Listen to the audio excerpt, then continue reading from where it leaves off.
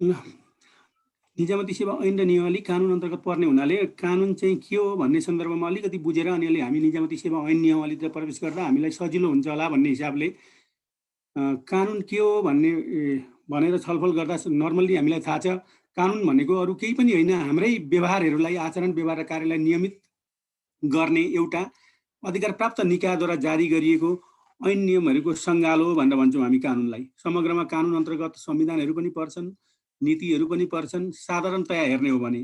तर विशेष रूपमा हेर्दाखेरि फेरि नीतिहरू अलिकति फरक हुन सक्छन्, तर नर्मल्ली हामीले कानुन भनेको हामी आफैलाई बाँधेर हाम्रो जीवन र जीवनका क्रियाकलापहरूलाई सहज बनाउनको लागि आफैले अँगालेको र आफैले सम्झौता गरेको सम्झौतित कुनै पनि दस्तावेजबाट हामीले आफूलाई बाँध्न स्वीकार गरेको अथवा बाँध्नु भन्नुको मतलब अनुशासनमा रहन स्वीकार गरेको कुरालाई चाहिँ कानुन भनेर भन्दछौँ हामी। अब यो चाहिँ अधिकार प्राप्त नर्मल्ली हामीले कुनै दुई व्यक्तिसँग मिलेर चाहिँ बनायौँ, दुईजना व्यक्ति मात्रै हामी तपाईँ यो नियम पालना गर्नुपर्छ, त्यो पालना गरे बापत मैले चाहिँ यो नियम पालना गर्छु भनेर हामीले यदि भन्यौँ भने त्यो करार हुन्छ। तर हामीले आफ्नो अथोरिटी दिएर प्रतिनिधि चयन गरेका छौँ यदि भनेदेखि त्यस्ता प्रतिनिधिहरू मार्फत, प्रतिनिधि भनेको हामीले निर्वाचनको मार्फत संसदलाई प्रतिनिधि बनाउँछौँ। संसदले चाहिँ उता के अरे संसद भवनमा गएर यदि त्यसरी कानुन बनाइएको छ, ऐन कानुन बनाइएको ऐन नियमहरू बनाएको छ भनेदेखि त्यो ऐनलाई चाहिँ हामीले बाध्यकारी रूपमा मान्नुपर्छ। त्यसलाई चाहिँ हामी के भन्छौँ त भन्दाखेरि यो सुप्रिम लेगिस्लेसन भनेर भन्छौँ। त्यसलाई हामीले उहाँ सरकारले के अरे हामीले गर्ने हरेक क्रियाकलापहरूमा त्यो चाहिँ बाध्यकारी हुन्छ। यदि त्यो हामीले मानेनौँ भने हामीलाई दण्ड सजायको पनि व्यवस्था हुनसक्छ। त्यसैले समग्रमा कानुन के हो भनेर भन्नु पर्यो भने मानवीय आचरण व्यवहार र कार्यलाई नियमित निर्देशित र नियन्त्रित गर्न अधिकार प्राप्त निकाय, यहाँ अधिकार प्राप्त निकाय भनेको त्यही संसद हो जसलाई हामीले अथोरिटी दिएका छौँ, अधिकार प्राप्त निकायद्वारा जारी गरिएको ऐन नियमहरूको सङ्गालो अथवा ऐन नियमहरूको सङ्ग्रहलाई कानुन भनेर भन्छौँ भनेर भनियो। अब यो भनेको चाहिँ के हो त भनेर भन्दाखेरि अधिकार प्राप्त निकाय किन संसद भयो र कसरी त्यसलाई चाहिँ संसदले बनाएको कानुनलाई चाहिँ हामीले मान्नुपर्छ भन्नु भने हामीले हाम्रो संविधानको धारा 1 मा हेऱ्यौँ भने, संविधान भनेको मूल कानुन भनेर हामी भन्छौँ, त्यो संविधानको धारा 1 मा हेऱ्यौँ भने यो संविधान मूल कानुन लेखिएको छ र त्योभन्दा नि अझ अगाडि कुनै पनि ऐन कानुनहरू आउनुभन्दा अगाडि अथवा त्यो ऐन कानुन सुरुवात हुनुभन्दा अगाडि त्यसमा प्रस्तावना भन्ने कुरा उल्लेख गरिएको हुन्छ। त्यो प्रस्तावना भनेको चाहिँ त्यो ऐन कानुन आउनुको उद्देश्य हो। जस्तो उदाहरणको लागि अहिले हामी पछाडि पनि छलफल गर्छौँ, निजामती सेवा ऐनको उद्देश्य भन्छौँ। त्यो उद्देश्य भनेको निजामती सेवाको ऐनको उद्देश्य के हो भनेर भनियो भने त्यसको प्रस्तावनालाई हेर्नुपर्छ हामीले। प्रस्तावना लेखेको छ जहाँ त्यो प्रस्तावनालाई हेऱ्यो भने त्यो निजामती सेवा ऐनको उद्देश्य भनेर बुझ्छौँ। त्यस्तै संविधानमा पनि संविधान अगाडि सबैभन्दा अगाडि प्रस्तावना भनेर लेखिएको हुन्छ। त्यो प्रस्तावनालाई चाहिँ त्यसको उद्देश्य हो, यो संविधान आउनुको उद्देश्य हो। र त्यसमा के लेखिएको हुन्छ भन्दाखेरि सबैभन्दा पहिले अझ अहिले हामीसँग संविधान कुनै बेला हेऱ्यौँ भने हामी सार्वभौम सत्ता सम्पन्न नेपाली जनता भनेर लेखिएको छ। त्यो हामी सार्वभौम सत्ता सम्पन्न नेपाली जनता भनेर लेख्नु भनेको चाहिँ सबै अधिकार, यो राज्य सञ्चालनदेखि लिएर सम्पूर्ण अधिकार, हाम्रो बारेमा निर्णय गर्ने सम्पूर्ण अधिकार हामीसँगै छ है, नेपाली जनतासँग छ भनेर भनेको। त्यही भएर नेपाली जनतालाई सार्वभौम सत्ता सम्पन्न भनेको। र हो त्यो हामीलाई शासन गर्ने अधिकार जुन हामीसँग छ त्यो अधिकार चाहिँ हामीले निर्वाचन मार्फत हाम्रा प्रतिनिधिहरूलाई 5 वर्षको लागि, सर्टेन टाइमको लागि, आवधिक पिरियड भनिन्छ, 5 वर्षको लागि हामीले हाम्रा संसदहरूलाई हामीलाई शासन गर है। किनकि सबै व्यक्तिहरू सरकारमा बस्न सम्भव हुँदैन, लिमिटेड त्यहाँ सिटहरू पहिले डिटरमाइन गरिएको हुन्छ। त्यो डिटरमाइन गरिएको लिमिटेड सिटमा बसेर हामीले तिमीलाई अधिकार प्रत्यायोजन गऱ्यौँ र अब हामीलाई 5 वर्षसम्म शासन गर भनेर अधिकार दिएको हो। अब यसै सन्दर्भमा हिजो भर्खरै पनि अब अदालतहरूको सम्मानित अदालतबाट फैसलाहरू पनि भएको छन्। हो यही अहिले त नेपालमा अझ हाम्रो जस्तो देशमा त सानोतिना विवादहरू, पोलिटिकल इस्युजहरू पनि अब न्यायपालिकामा गएर ठोकिने भएको सन्दर्भमा यसरी हामीले हाम्रो अधिकार, हामीलाई 5 वर्ष शासन गर भनेर जुन के अरे संसदलाई हाम्रो अधिकार प्रत्यायोजन गर्छौँ, त्यही अधिकार मार्फत संसदले हामीलाई शासन, कानुन बनाएर शासन गर्छ। त्यसै कारणले कानुन भनेको सिम्पली के बुझ्ने भने हामीले हाम्रो अधिकार प्रत्यायोजन गरेर कुनै व्यक्तिलाई दिइसकेपछि ती व्यक्तिहरूले त्यो संसदबाट पारित जुन कानुनहरू ऐनहरू अथवा हामीलाई अनुशासनमा राख्ने विधिहरू जति बनाउँछन् ती सबै कानुन हुन् भनेर भनिएको छ। त्यसैले यो कानुन सार्वभौम हुन्छ। सार्वभौम भनेको सर्वशक्तिमान हुन्छ यो, किनकि यो सबैभन्दा ठुलो हो भनेको शक्तिद्वारा लागू गरिन्छ। किनकि यदि शक्ति लागू गरिएन भने त कसैले पालन आफूलाई सुइटेबल हुन्जेल अथवा आफूलाई उपयुक्त हुन्जेल पालन गर्ने, आफूलाई उपयुक्त नहुन्जेल पालन नहुँदा पालन गर्दिनँ भन्छ। त्यसै कारणले यसलाई म पालना गर्दिनँ भन्न पाइँदैन, पालना गर्नुपर्छ, शक्तिद्वारा लागू हुन्छ। यदि त्यसरी लागू गरिएन भनेदेखि अथवा पालना कसैले गरेन भनेदेखि त्यसलाई दण्ड सजायको व्यवस्था गरिएको हुन्छ। त्यसैले दण्ड सजायको डरमा पनि मान्छेले कानुन पालना गर्छ र त्यो बाध्यकारी नै हुन्छ। पालन गर्दिनँ भन्न पनि पाउँदैन, म योभन्दा बेग्लै बस्छु भन्न पाउँदैन। तर मैले अघि के कुरा भने कानुनभित्र एउटा करार कानुन भन्ने चिज पनि हुन्छ, जुन चाहिँ व्यक्ति अथवा व्यक्ति र समूह बिचमा पनि आफूले पालना गर्ने बेग्लै भनेर, तर त्यो कानुनको अधीनमै रहनुपर्छ। कानुनको अधीनमा रहेर पनि तैँले फटसटे नियम पालन गरिस् भने त्यस बापत म पनि यो पालन गर्छु भनेर दुईजना व्यक्तिबिच पनि गर्न सकिन्छ। त्यसलाई प्राइभेट कानुन पनि भनिन्छ। त्यो चाहिँ व्यक्ति बिच हुने हो, त्यो कानुनको अधीनमा रहेर गर्नुपर्छ। त्यो पालना नगर्दाखेरि त्यहाँ आफूले जे के अरे उल्लेख गरेको छ त्यसको मात्रै त्यसको मात्रै भागीदार हुनुपर्छ। तर नर्मली कानुनमा भनेको चाहिँ जे लेखेको छ त्यही कानुन हो। अब मैले यहाँ कानुनका यी सोभेरेन्टी भने अघि मैले भने सार्वभौम हुन्छ, कमान्ड आदेश हो, यो गर्नु अथवा नगर्नु भनेको हुन्छ। अनि त्यसको निर्वाह गर्नु हाम्रो ड्युटी हो। यदि त्यो ड्युटी पुरा गरिएन कसैले पनि भने त्यसको बारेमा स्याङ्सन भनेको दण्ड सजायको व्यवस्था गरिएको हुन्छ भनेर मैले नर्मली कानुनको अलिकति मात्रै यो फिचर बनाएँ। यो निजामती सेवा ऐन र नियमले यहाँ प्रवेश गर्नुभन्दा अगाडि कानुन, तिनीहरू कानुन भएकाले कानुन के हो भन्ने सन्दर्भमा मात्रै मैले यहाँ डिल गरेँ। योभन्दा बढी म कानुनको सन्दर्भमा डिल गरिनँ। यति भएपछि हामीलाई लगभग कानुनको फर्मेसन कम्तीमा हाम्रै आचरण व्यवहार र कार्यलाई नियमित, नियन्त्रित र निर्देशित गर्नको लागि अधिकार प्राप्त निकाय, त्यो भनेको संसद, अधिकार प्राप्त निकायद्वारा जारी गरिएको ऐन नियमहरूको सङ्गालो कानुन हो। त्यो कानुन सार्वभौम हुन्छ, शक्तिद्वारा लागू गरिन्छ र यसको उल्लङ्घन भएमा दण्ड सजायको व्यवस्था हुन्छ भनेर कुरा गरेँ। र त्यो अधिकार पनि हामी आफैले दिएको कारणले हामीलाई बाध्यकारी भएको हो। हामीले आफैले ती हाम्रा प्रतिनिधिहरूलाई त्यो अधिकार दिएको हो। अब यहाँ कानुनको चाहिँ यसको लागि मैले डिल गरिनँ, किनकि यो अहिले हामीलाई त्यति पछाडि तपाईँहरू यसो हेर्न सक्नुहुन्छ। यो अब म सिधै निजामती सेवा ऐनमा प्रवेश गर्नुभन्दा निजामती सेवा भनेको चाहिँ के हो त भनेर अलिकति म त्यसको बारेमा छलफल गर्छु। निजामती सेवा अहिले हामी प्रवेश गर्न खोजेको सेवा भन्छौँ हामी, जसलाई यो चाहिँ राज्यको मियो सेवाको रूपमा भन्छौँ हामी। यो मूल सेवा हो। यही सेवालाई जे जति सुविधाहरू दिया हुन्छ त्यही सेवा सुविधाहरू को आधारमा अन्य समूहहरूलाई पनि अथवा अन्य राष्ट्रिय सेवकहरूलाई पनि त्यो मियो सेवाको रूपमा रहने हुनाले त्यसमा दिएका सेवाहरू स्वतः लागू हुने हुन्छन् राष्ट्र सेवकहरूको हकमा। र यो सेवा भनेको चाहिँ सिम्पली बुझ्नु पर्दाखेरि हामीले सरकारी सेवा भनेर नि बुझ्न सक्छौँ साधारणतया, तर यसलाई नाम चाहिँ निजामती सेवा भनिएको छ। यसैलाई नियमित र निर्देशित गर्नको लागि निजामती सेवा ऐन र नियमावली आएको हुन्छ। अब हामीले अघि पनि भन्यौँ, कुनै पनि ऐन आउनुभन्दा अगाडि त्यसको प्रस्तावना हुन्छ। त्यो प्रस्तावना, त्यो ऐन किन ल्याइएको भनेर त्यसको प्रस्तावनामा लेखिएको हुन्छ। अब निजामती सेवा ऐन र नियमावली भन्ने बित्तिकै हामीले के बुझ्नुपर्छ भने निजामती कर्मचारीहरूलाई नियमित, निर्देशित गर्न र उनीहरूले प्राप्त गर्ने अधिकारहरू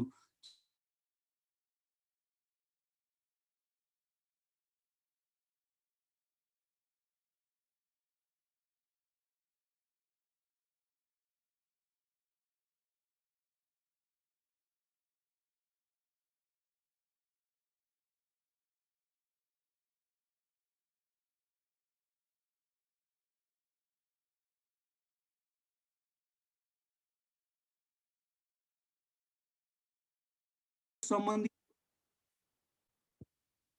संविधान र ऐन भनेको संसदले बनाउने हो। नियमावली भनेको चाहिँ संसद क्षेत्रका के अरे सम्बन्धित क्षेत्रका केन्द्रीय निकाय जस्तो मन्त्रालयहरूले अथवा आयोगहरू छन् भने त्यो आयोगहरूले आफूले बनाएर त्यो प्रस्तुत गर्न सक्छन्, लागू गर्न सक्छन्। त्यसको स्वीकृति चाहिँ के हुन्छ त भन्दाखेरि जति बेलासम्म त्यो ऐनको परिधिभित्र रहन्छ अथवा ऐन अन्तर्गत हुन्छ त्यो भ्यालिड हुन्छ। यदि ऐनमा भएको व्यवस्थाभन्दा बढी व्याख्या गर्ने गरी यदि नियमावली आउँछ भने त्यो नियमावली त्यस्तो अवस्थासम्म चाहिँ फेरि कसैले उजुरी गर्यो भने त्यो डिसभ्यालिड हुन्छ। त्यसै कारणले नियमावली जहिले पनि बन्दा निजामती सेवा ऐनमा भएका व्यवस्थाहरूलाई को अनुकूल हुने गरी बनाउनु पर्दछ। नियमावलीले ऐनले भन्दा बढी सुविधा दिने वा खोज्ने गरी बनाउन चाहिँ पाइँदैन भन्ने कुरो हो। ऐन र नियमावलीको भेद चाहिँ त्यति हो, अथवा फरक भन्न खोजेको मैले त्यति हो। नर्मली निजामती सेवा भनेको के हो भन्दाखेरि चाहिँ हामी अहिले प्रवेश गर्न खोजेको, अब पहिले प्याट्रोनेज सिस्टमहरू थिए अथवा व्यक्तिले आफूले आफ्नो नातेदारहरूलाई राख्ने प्रचलन थिए कुनै पनि पदमा, सरकारी पदमा भनौँ न, सरकारी निकायबाट तलब सुविधा खाने पदमा। तर अब त्यसो गर्दाखेरि चाहिँ जो मान्छे आफू सम्बन्धित ठाउँमा भयो त्यो मान्छेको आफ्नो नातागोता मात्रै प्रवेश गर्ने भएको नाताले पछाडि के सिस्टम आयो त्यसले व्यथिति ल्यायो। सरकार चेन्ज भएपछि नै सबै चेन्ज हुने, अनि एउटा पहिले जुन मानिस थियो त्यो मान्छेको टोटल्ली सेवा सुविधा हटेर अर्को मानिस आउने, यसले चाहिँ समग्रमा देशमै व्यथिति भयो। र व्यथिति भइसकेपछि हुन त अब अहिले लेखिएको पनि छ, बेलायतमा त अमेरिकामा त यतिसम्म भयो कि कुनै व्यक्तिले तत्कालीन त्यति बेला एउटा राष्ट्रपतिको हत्या पनि गरेको छ आफ्नो जागिर गुमेको झोकमा भनिसकेपछि, अनि त्यस पछाडि चाहिँ यसरी चाहिँ चेन्ज गर्नु हुँदो रहेनछ।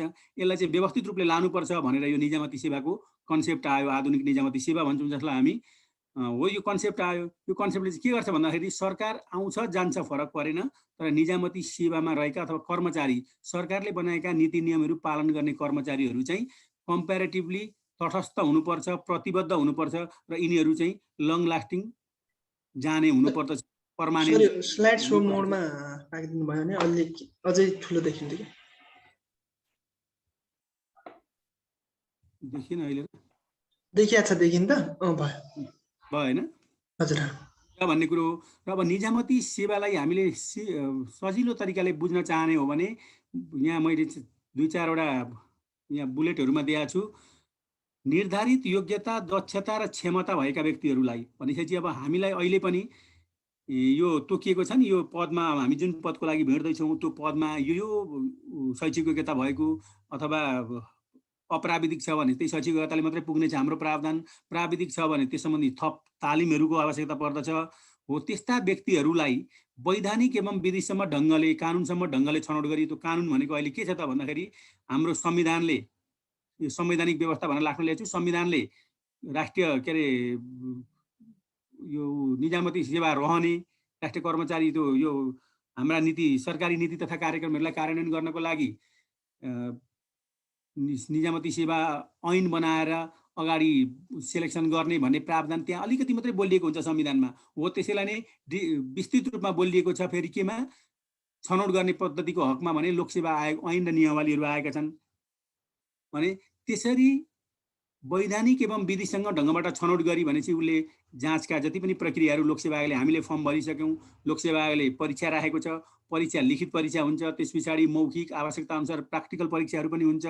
हो वैधानिक एवं विधिसँग ढङ्गबाट छनौट गरी राज्यमा रहेको साधन स्रोत, शक्ति र अधिकार जनताको हित एवं कल्याण र अभिवृद्धिका लागि सञ्चालन गर्न राज्यद्वारा स्थापित संवैधानिक एवं वैधानिक संयन्त्र नै निजामती सेवा हो भनेर हामीले निजामती सेवालाई परिभाषित गर्न सक्छौँ। यो भन्नुको मतलब चाहिँ हामीसँग डाइरेक्ट जनप्रतिनिधिको जस्तो पावर त जनताले अख्तियार गरेका हुँदैनन्, तर तिनै जनप्रतिनिधिले बनाएको ऐनले चाहिँ एउटा कुनै सेवा, त्यस्तो तटस्थ सेवा चाहिन्छ जसले हामीले बनाएका पोलिसिजहरूलाई जनताको लेभलमा गएर कार्यान्वयन गरून् भनेर उनीहरूले नै त्यही परिकल्पना गरेको कारणले गर्दाखेरि हामी चाहिँ जनताद्वारा प्रत्यक्ष अधिकार नपाए तापनि घुमेको अधिकारबाट त्यही सोसरहती ऐन नियमहरूलाई कार्यान्वयन गर्ने, उनीहरूले नै बनाएका पोलिसीहरूलाई कार्यान्वयन गर्न अधिकार प्राप्त गरिएको हामी निकाय हौँ निजामती सेवा भनेको चाहिँ। अब यसका विशेषतालाई नर्मल्ली अब हामी जुन अहिले निजामती कर्मचारीहरू छन्, अब सबैको यो बेस बनाएर स्टेबिलिटी, स्थायित्व हुन्छ। अघि मैले भने त्यो प्याट्रोनेज सिस्टम हुन्थ्यो पहिले,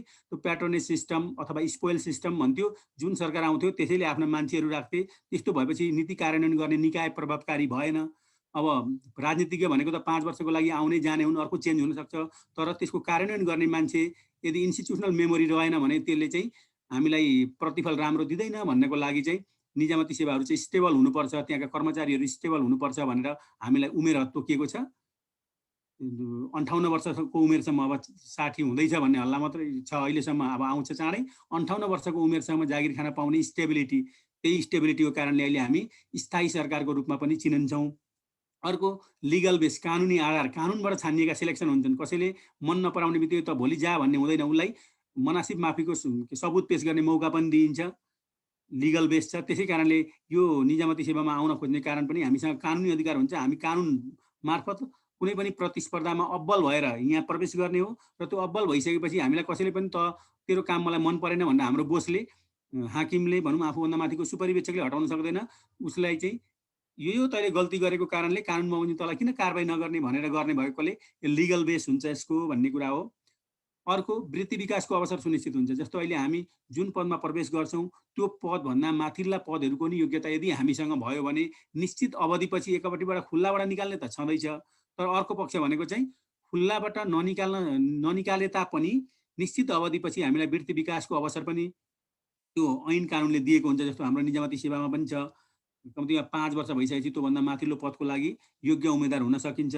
अनि हामी मध्येबाटै कोही अवधि पुगेका मध्ये कार्य सम्पादन मूल्याङ्कन, कार्यक्षमताको मूल्याङ्कन भन्छ, एकातिरबाट ज्येष्ठता पनि छ, अर्को कार्य सम्पादन मूल्याङ्कन पनि छ। हो त्यसरी हाम्रो वृत्ति विकास भनेको हामी योभन्दा माथिल्लो माथिल्लो माथिल्लो पदमा जाँदै अन्तिम विकल्प भनेको मुख्य सचिवको पदसम्म पुग्न सक्छौँ भन्ने कुरो हो। यो विशेषतालाई म व्याख्या गर्दैछु साधारणतया। अर्को न्युट्रालिटी, राजनीतिक रूपमा तटस्थ हुनुपर्छ। निजामती सेवा भनेको हुन त अब हाम्रो देशमा अलिअलि यसमा पनि भनौँ न इन्क्रोचमेन्ट भएको छ, तर नर्मल्ली हाम्रो सिद्धान्त के हो भने निजामती सेवा भन्ने बित्तिकै कुनै पनि राजनीतिक रूपमा त्यो व्यक्ति तटस्थ हुनुपर्छ र सरकारप्रति प्रतिबद्ध हुनुपर्छ भन्ने मान्यता हो यसको। जब राजनीतिक रूपमा हामी तटस्थ छैनौँ भनेदेखि त्यसले हाम्रो सेवा पर्वमा प्रत्यक्ष रूपमा असर पार्दछ। फलानुको मान्छे भनेर चिनिने अवस्था आउँछ। अब त्यस कारणले हामीलाई कानुनले नै संरक्षण गरेको आधारमा हामी राजनीतिक रूपमा एकदमै तटस्थ हुनुपर्छ। हाम्रो मुख्य काम भनेकै राजनीति र जनता बिचको पुलको रूपमा काम गर्ने हो, सम्बन्ध सेतु भन्छौँ हामी जसलाई, त्यसको रूपमा काम गर्ने भएकोले राजनीतिक रूपमा हामी तटस्थ जति बढी हुन सक्छौँ त्यति हाम्रो सेवा प्रवाह चाहिँ प्रभावकारिता हुन्छ भनेर न्युट्रालिटी, राजनीतिक रूपमा तटस्थ र सरकारप्रति प्रतिबद्ध हुनुपर्छ भन्ने मान्यता हो। अर्को प्रोफेसनलिजम, व्यावसायिकता भन्छौँ। यो व्यावसायिकता भन्ने कुरो चाहिँ हामीमा, जस्तो अघि हामीले अगाडि कुरो पनि गऱ्यौँ, जस्तो हामीलाई फर्म भर्दैखेरि यसको लोकसेवा आयोगले कुनै विज्ञापन खोलेर फर्म भर्दैखेरि हामीलाई निश्चित योग्यता, शैक्षिक योग्यता, अरू केही तालिम अनि थप भएदेखि पद अनुसारको योग्यताहरू तोकिदिएको हुन्छ। त्यो भन्नको कारण चाहिँ हामी त्यसमा अलिक निपुण हौँ, कम्पेरिटिभली निपुण हौँ र त्यो निपुण मध्येका मान्छेहरूबाट पनि अब्बल भएर कोही यदि छनौट भएर आउँछ भनेदेखि त्यो छनौट भएको मान्छे चाहिँ त्यसमा अलिकति व्यावसायिकता हुन्छ। त्यसमा त्योप्रति व्यावसायिकता भनेको त्योप्रतिको नलेज पनि हुनु पर्यो एउटा, र उसले त्यो नलेजलाई जनताको हितको लागि कुन प्रयोजनको लागि प्रवेश गरेको हो त्यो प्रयोजनको लागि उसले आफ्नो दक्षता र निपुणता पनि देखाउनु पर्यो भन्ने कुरा हो। अर्को मेरिटोक्रेसी, योग्यता प्रणालीमा आधारित जो राम्रो छ ऊ अगाडि आउँछ। क्रमशः त्यसरी नै हाम्रो रिजल्टहरू आउँदाखेरि अन्तर्वार्ताको अन्तिम रिजल्ट आइसकेपछि के हुन्छ भन्दाखेरि सबैभन्दा राम्रो त्यो परीक्षामा सबैभन्दा राम्रो गर्ने व्यक्ति 1 नम्बरमा आउँछ। क्रमशः त्यसरी नै अन्य व्यक्तिहरू नै आउँछन्। यो यसको अर्को विशेषता हो। नन मिलिटरी भन्छ, यो गैर सैनिक चरित्र भएको भन्नाले जस्तो पुलिसहरू हेर्नु न, सेक्युरिटीहरूसँग अलिकति डाइरेक्ट पावर हुन्छ। हामीसँग चाहिँ त्यो डाइरेक्ट पावर कसैलाई कुनै काम गर्न कुनै कर्मचारी के अरे कुनै सेवाग्राही आयो, कुनै सेवाग्राही आउँदाखेरि उसको काम कानुन त गर्न मिल्दैन भनेदेखि हामी मिल्दैन भनेर भन्छौँ। यो कानुनले गर्दा तपाईँको काम गर्न मिल्दैन भन्छौँ। त्यसमा त्यो सेवाग्राहीले अब हामीलाई डर देखाउने, त्रास देखाउने, धम्काउने काम गरे तापनि हामीले उसलाई कानुनको परिधिभित्र रहेर तपाईँको यो काम गर्न मिल्दैन भनेर पठाउने हो। जस्तो त्यसमा यदि सेक्युरिटी हुने हो भने सेक्युरिटीले के गर्छ, उसलाई पक्र्छ, हिरासतमा लिन्छ, त्यस पछाडि उसको अरू कारबाही हुन्छ। तर अब हामी चाहिँ सिभिल सर्भिस, नामै निजामती सेवा सिभिल सर्भिस भएकोले नन मिलिटरी हौँ। हामीले चाहिँ पावर डाइरेक्ट उनीहरूलाई कुट्ने अथवा फर्काउने उनीहरूलाई गर्न मिल्दैन। हामी उनीहरूलाई नम्र तरिकाले नै सम्झाउँछौँ। त्यसै कारणले हाम्रो चरित्र भनेको जहिले पनि गैर सैनिक अथवा नन मिलिटरी हुन्छ भन्ने कुरा हो। प्रोसिड्युर भनेको हामी जब कुनै पनि सेवामा प्रवेश गरिसक्छौँ, सेवामा प्रवेश गरिसकेपछि हामीले निश्चित त्यो सेवा प्रवाहको लागि बनेका ऐन कानुनहरूको अक्षरंश पालना गर्नुपर्दछ। यो कार्यविधिको सन्दर्भमा चाहिँ के छ भने जहिले पनि कार्यविधि भन्ने कुरो नियमावलीमा लेखिएको हुन्छ। ऐनले अधिकार स्थापित गरिदिन्छ र त्यही स्थापित अधिकारहरू नियमावली मार्फत हामीले चाहिँ प्रवाह गर्नुपर्दछ। र यो सन्दर्भमा के हुन्छ भन्दाखेरि यदि हामीले कानुन बाहिर गएर अथवा कानुनमा लेखिएको कुराभन्दा बढी अथवा नभएको कुरा गरियो भने पछाडि हामीलाई अप्ठ्यारो पर्न सक्दछ। त्यसै कारणले नियमावलीमा अथवा सम्बन्धित निर्देशिका कार्यविधिहरूमा जे कानुनका प्रोसिड्युरहरूको हामीलाई कुरा भएको हुन्छ, त्यही प्रोसिड्युरहरू मात्रै फलो गरेर हामीले कार्य गर्ने हो, ऐन कानुनभन्दा बाहिर गएर हामीले कार्य गर्ने होइन। त्यसै कारणले अब जस्तो कुनै पनि कार्यालयमा गयौँ नि, त्यो कार्यालयमा जाँदाखेरि त्यो काम गर्नको लागि त्यसमा सम्बन्धित ऐन कानुनहरू बनेका हुन्छन्, त्यही कानुनको फलो गर्ने मात्रै हो। र त्यसको पहिले नै प्रिडिटरमाइन हुन्छ, नयाँ कानुनै नभएको कुरो हुँदैन। कानुनै नभएको कुरो छ भने त्यो सम्बन्धमा थप निकासा लिने काम सम्बन्धित व्यक्ति पदाधिकारीहरू, जिम्मेवार पदाधिकारीले गर्नुहुन्छ। हामीले चाहिँ प्रोसिड्युर फलो गर्ने मात्रै हो र त्यही फलो गर्ने भएकोले हाम्रो विशेषताको रूपमा त्यो रहेको छ। अर्को मेडिएटर, अघि हामीले कुरा गरिसक्यौँ, हामी जनता र सरकार बिचको पुलको रूपमा रहेका हुन्छौँ। सरकारका नीति तथा कार्यक्रमलाई जनता समक्ष पुर्याउने काम गर्छौँ हामी।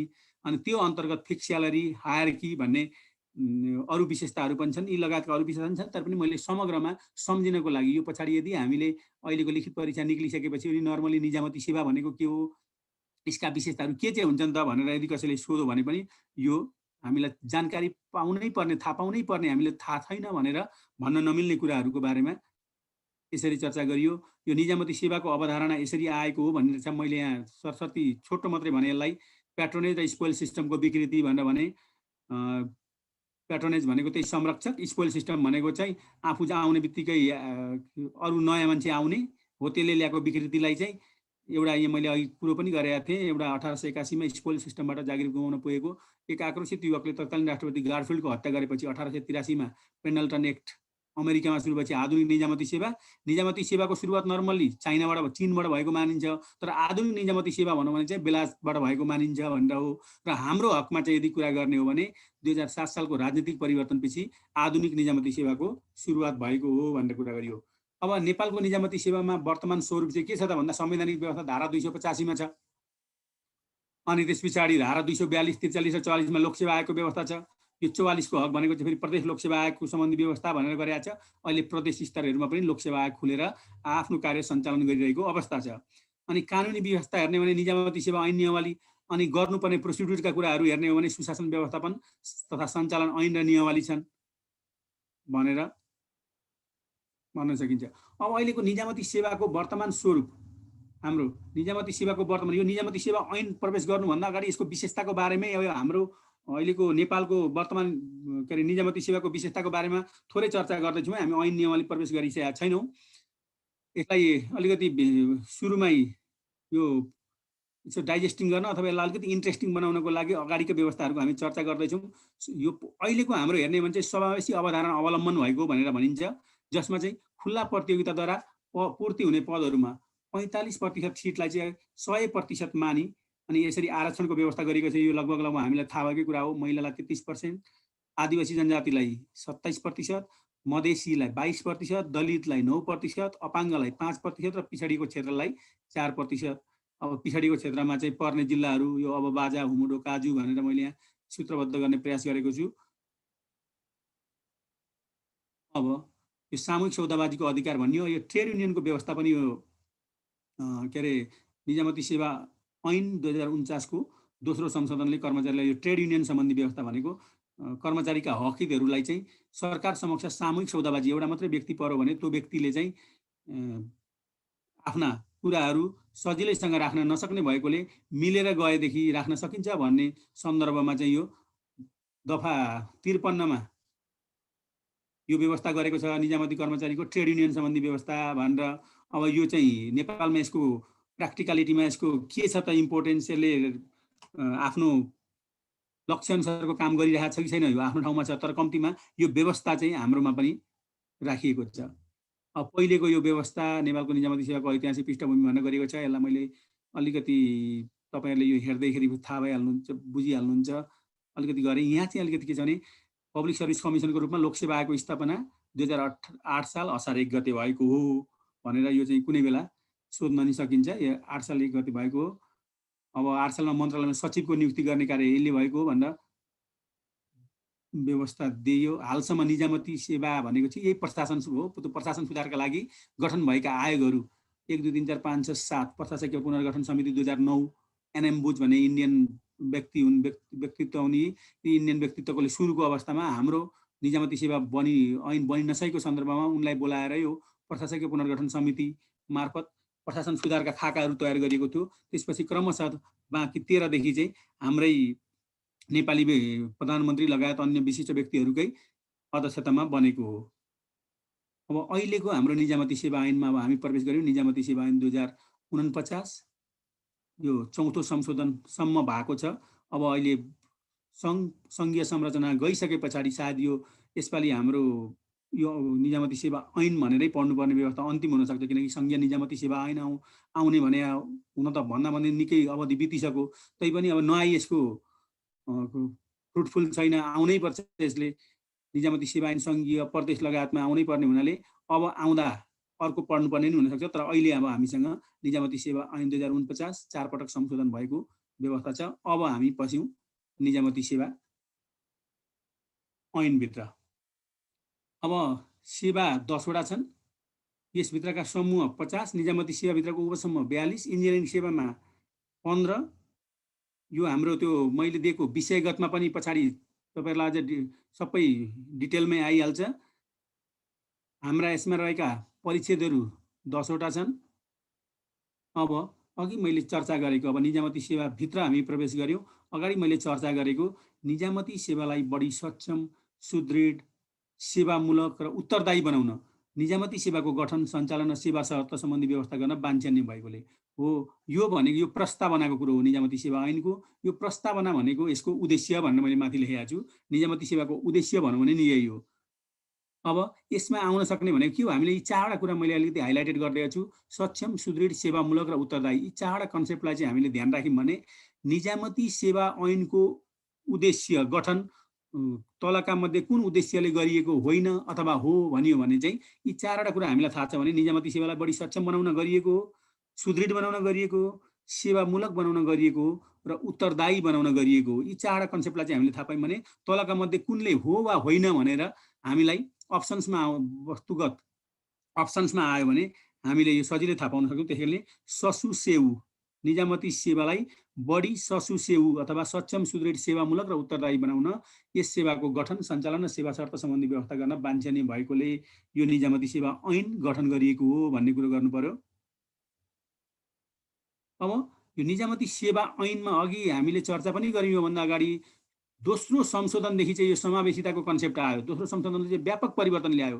दोस्रो संशोधनले किन ल्यायो भन्दा 62-63मा व्यापक नागरिक आन्दोलन भइसकेपछि यो समावेशिताको कन्सेप्ट आयो। अन्तरिम संविधान 2063 आयो र त्यो अन्तरिम संविधान 63 चाहिँ समावेशिताको एउटा माइलस्टोन भनेर भनिन्छ, यो आधार स्तम्भ हो। त्यो संविधान बनिसकेपछि अनि त्यो प्रचलनमा रहेको तत्कालीन निजामती सेवा ऐन 2049 को दोस्रो संशोधन 2064 भयो।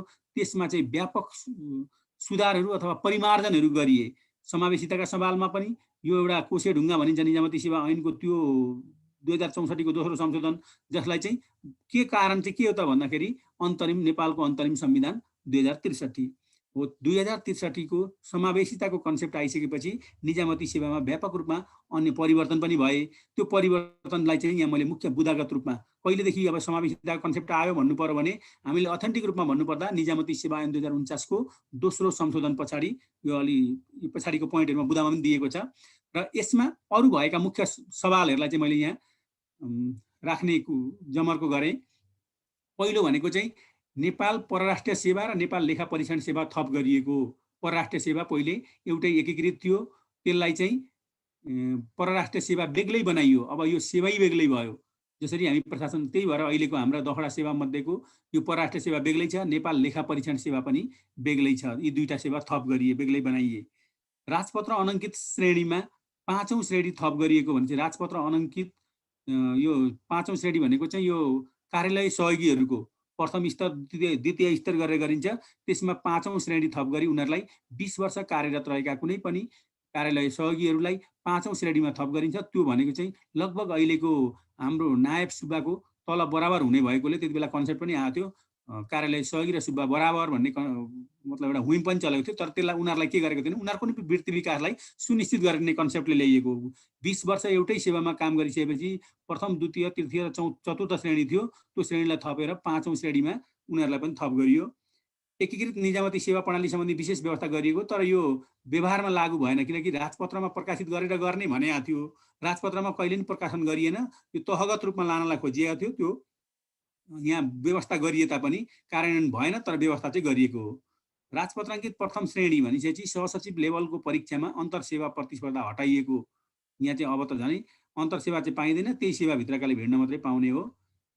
अनि निजामती सेवामा आरक्षण प्रणाली अपनाई समावेशी बनाइएको, अघि हामीले चर्चा गरेको 45% कोटा 100%लाई 45%मा छुट्याई, त्यो 45लाई फेरि 100% मानि विभिन्न क्लस्टरमा विभाजन गर्ने काम चाहिँ यति बेला भयो। सामान्य प्रशासन मन्त्रालयमा एक अतिरिक्त समूहको व्यवस्था गरिएको।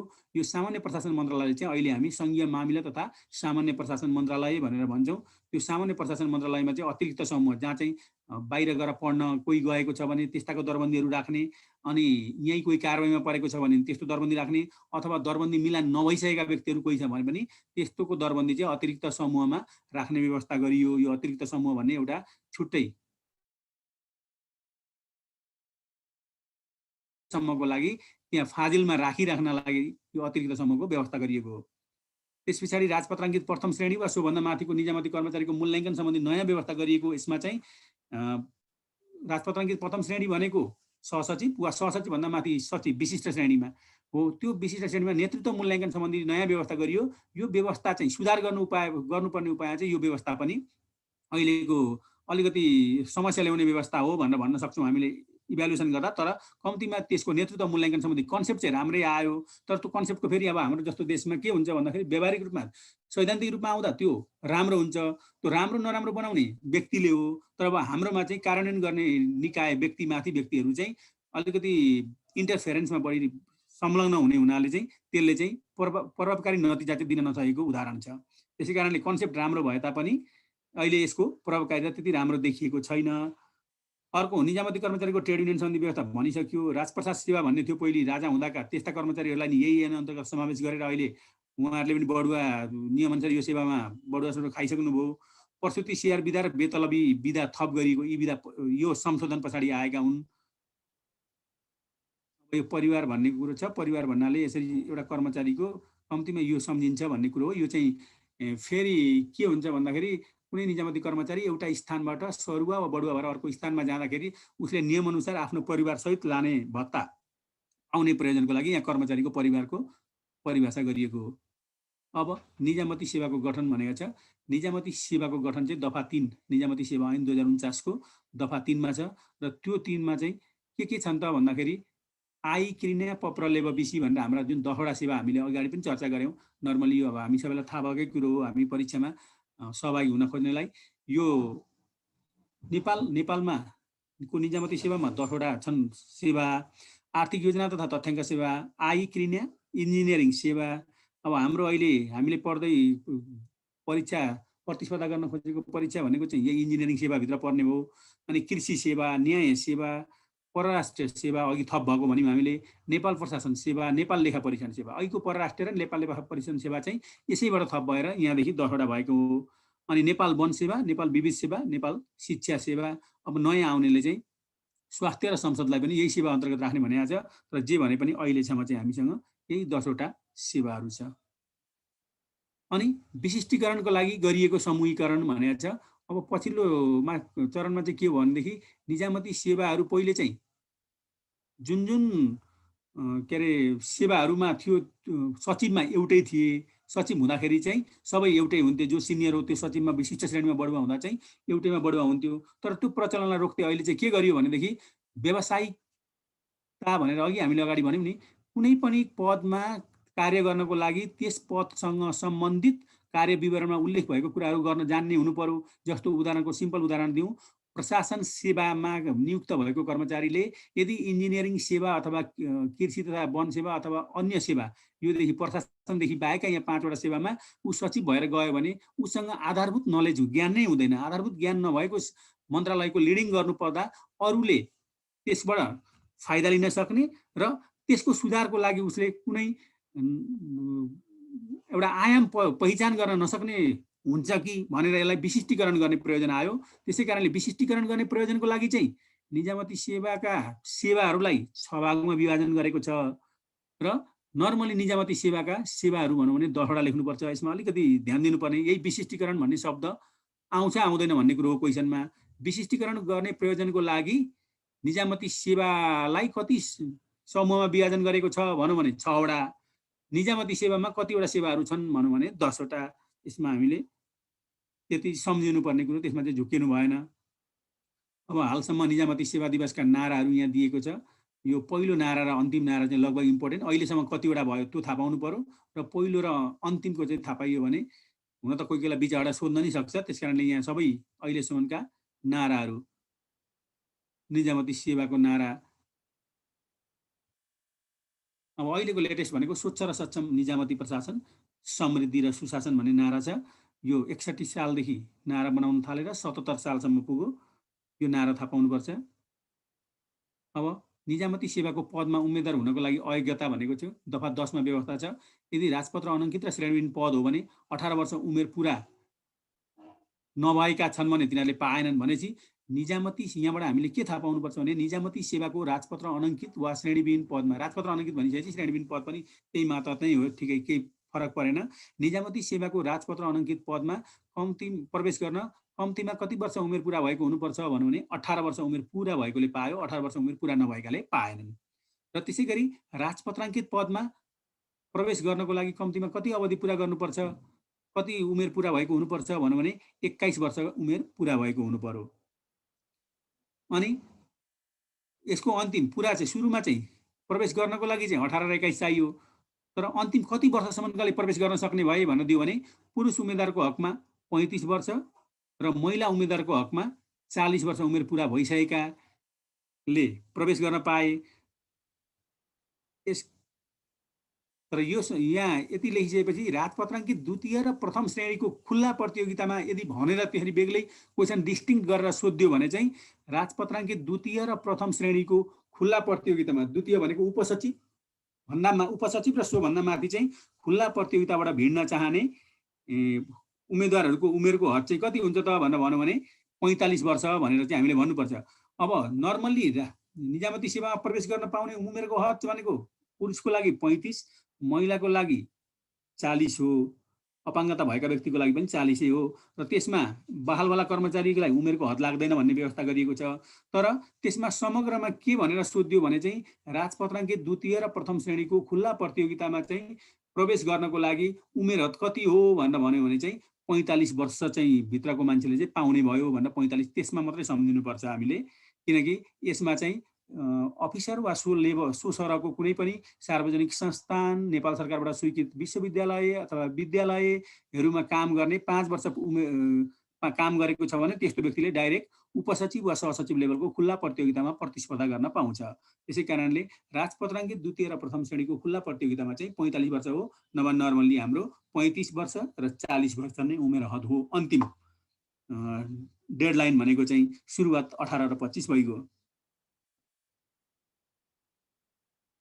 अब कुनै पनि निजामती पदमा कार्यरत कर्मचारीको कस्तो अवस्थासम्म चाहिँ पदाधिकार कायम रहन्छ भन्ने एउटा व्यवस्था।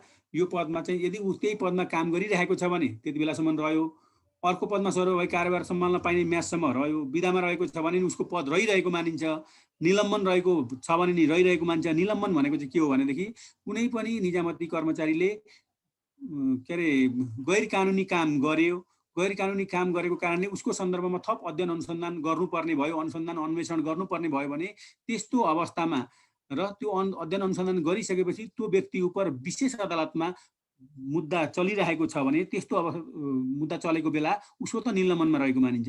निलम्बन भएको तत्काल उसलाई त्यो पदमा रहेर काम गर्न नदिने भन्ने कुरा हो। त्यो निलम्बनको अवस्थामा रहेको अवस्थामा पनि उसको फाइनल भर्डिक्ट नआउन्जेलसम्म पदमाथिको पदाधिकार चाहिँ कायम रहन्छ। उसले तत्काल त्यहाँ काम गर्न नपाउने मात्रै हो, त्यो पदमा रहेर काम गर्न नपाउने मात्रै हो, उसको पदमाथिको पदाधिकार चाहिँ कायमै रहेको मानिन्छ। अब नेपाल सरकारद्वारा सरकारी वा गैर सरकारी काममा खटाइएको बखत वा अन्य कुनै पदमा कायम मुकायम भई काम गरेको बखत, यो कायम मुकायम भनेको चाहिँ के हो भन्ने लाग्न सक्छ। कायम मुकायम भएको भनेको चाहिँ कुनै कार्यालयमा उपसचिव अथवा कुनै लेभलको दरबन्दीको हाकिम हुने व्यवस्था छ। त्यो दरबन्दीको हाकिम हुने व्यवस्था भनेको चाहिँ मानौँ उपसचिव लेभलको हाकिम हुने व्यवस्था छ, तर त्यो उपसचिव त्यो पदमा अहिले छैन, उपसचिवको पदको कर्मचारी त्यो कार्यालयमा छैन भनेदेखि त्यसलाई चाहिँ के गरिन्छ त भन्दाखेरि त्योभन्दा उपसचिव भन्दा एक तह मुनिको व्यक्तिलाई त्यो अर्को व्यवस्था नहुन्जेलसम्म, अर्को उपसचिव वा त्यो लेभलको मान्छे नआउन्जेलसम्म चाहिँ सम्पूर्ण उपसचिवले नै गर्ने कार्यहरू गर्न सक्ने अधिकार प्राप्त अख्तियारी दिएर त्यस काजमा खटाउनुलाई चाहिँ कायम मुकायम भन्छ। भनिसकेपछि सहसचिव लेभलको छ भने उपसचिव लेभलको व्यक्तिलाई दिने, त्यहाँ त्योभन्दा सिनियर जो छ तल्लो पदको एक तह मुनिको पदमा, र त्यो एक तह मुनिको पदमा बढुवा हुने अवधि पुगेको भनेको नर्मली 5 वर्ष सेवा अवधि पुगिसकेका मान्छेलाई यसरी दिइन्छ। माथिल्लो लेभलको पदको लागि त्योभन्दा एक तह मुनिको पदमा रहेर बढीमा यो 6 महिनासम्म दिइन्छ फेरि कायम मुकायम। एउटा व्यक्तिलाई 6 महिनाभन्दा बढी कायम मुकायम दिन सकिँदैन। कायम मुकायम भनेको माथिल्लो पदको व्यक्ति नभएको अवस्थामा जसको पदाधिकार छ, उपसचिवको पदाधिकार छ भने अफिसर लेभलको व्यक्तिलाई बढीमा 6 महिनासम्म उपसचिवले नै गर्न सक्ने, सबै सम्पूर्ण काम गर्न सक्ने गरी दिएको अख्तियारलाई कायम मुकायम भनेर भनिन्छ। अब यो चाहिँ सरुवा नर्मल्ली यसरी गर्न सकिँदैन, तर पनि यस्तो यस्तो अवस्थामा चाहिँ विशेष सरुवा पनि गर्न सकिन्छ है। त्यसरी विशेष सरुवा गर्नु पर्यो। जस्तो अब हामीलाई लेखिएको छ नि, सामान्य प्रशासन मन्त्रालयले सरुवा भनेको 3टा निकायबाट, मूलतः 3टा निकायबाट हुन्छ। एउटा भनेको प्रत्येक वर्षको भाद्र 1 देखि भाद्र मसान्तभरि सामान्य प्रशासन मन्त्रालयले सरुवा गर्न सक्छ।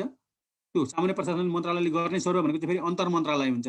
एउटा मन्त्रालयबाट अर्को मन्त्रालयमा गर्नुपर्ने सरुवा छ भने चाहिँ सामान्य प्रशासन मन्त्रालयले, अनि असोज 1 गतेदेखि असोज 15 गतेसम्म छ भने सम्बन्धित मन्त्रालयले, र असोज 16 गतेदेखि त्यो असोज मसान्तभरि चाहिँ विभागीय प्रमुखले, राजपत्र अङ्कितको विशेष गरी चलाउने विभागीय प्रमुखले हो। राजपत्र अङ्कित भनेको नायब सुब्बासम्मको विभागीय प्रमुख भनेको विभागको अधिकारी। जस्तो यदि नापीका सर्वेक्षकसम्मको सरुवा चलाउनु पर्यो भने नापी विभागको डी हिसाबले चलाउने यो व्यवस्था चाहिँ असोज 16 गतेदेखि असोज मसान्तभरि भन्ने। अब यी 3टा कन्डिसन छन् नर्मली हाम्रो, र ती 3टा कन्डिसन बाहेक पनि यदि त्यस्तै कुनै सरुवा नगरी नहुने कारण, यही कारण हो यो दिएको भनेको, कुनै स्थानमा कार्यरत निजामती कर्मचारी अशक्त भई अब उसको उपचार हुन सकेन, अब उसको सरुवा गर्न मिल्दैन भन्ने होइन। अब त्यो ठाउँमा भन्दा उसलाई सुगम ठाउँमा सरुवा गरिदियो भने उसको कार्यभार पनि असर नपर्ने र उसको स्वास्थ्य उपचारको पनि व्यवस्था हुने भन्ने व्यवस्थामा गर्न सक्छ। कुनै निजामती कर्मचारीलाई विशेष जिम्मेवारी दिनु पर्दैन, त्यही निजामती कर्मचारीसँग त्यो दक्षता वा क्षमता छ र उसले त्यो कार्य कुनै ठाउँमा अर्को कार्यालय खोल्यो, आयोजनाहरू कुनै योजनाहरू खोल्यो भने त्यस्तोमा काम गर्नको लागि फलानु व्यक्ति चाहिँ उपयुक्त छ भन्ने लागेर त्यही व्यक्तिलाई त्यहाँ सरुवा गर्नुपर्ने भयो भने पनि त्यस्तो अवस्था गर्न सकिन्छ। अनि विभागीय कारबाही राम्रोको लागि मात्र होइन, नराम्रोको लागि विभागीय कारबाही गर्नु पर्यो।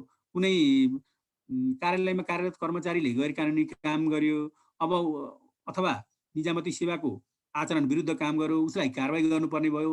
कारबाही गर्दा त्यहीँ राख्दा उसलाई झनै त्यो कार्य गर्न अलिकति हौसला मिल्ने भयो भनेदेखि उसलाई सरुवा गरेर अर्को निकाय ठाउँमा पनि पठाउन सकिन्छ। कारबाही स्वरूप पनि उसलाई त्यस्तो अवस्थामा चाहिँ यो नर्मल्ली सरुवा गर्ने अवधि हेरिँदैन भन्ने कुरा हो।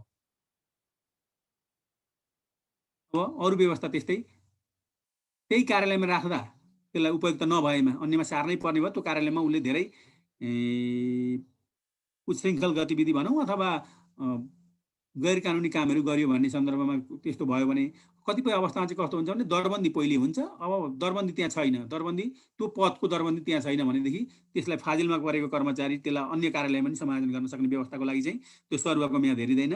अनि सबैभन्दा राम्रो व्यवस्था भनेको चाहिँ राजपत्र अनङ्कित निजामती कर्मचारीलाई घर पाएक सरुवा गर्नुपर्ने बेलामा त्यस्तो अवस्था परेमा पनि हो यो सरुवाको प्रावधान लाग्दैन।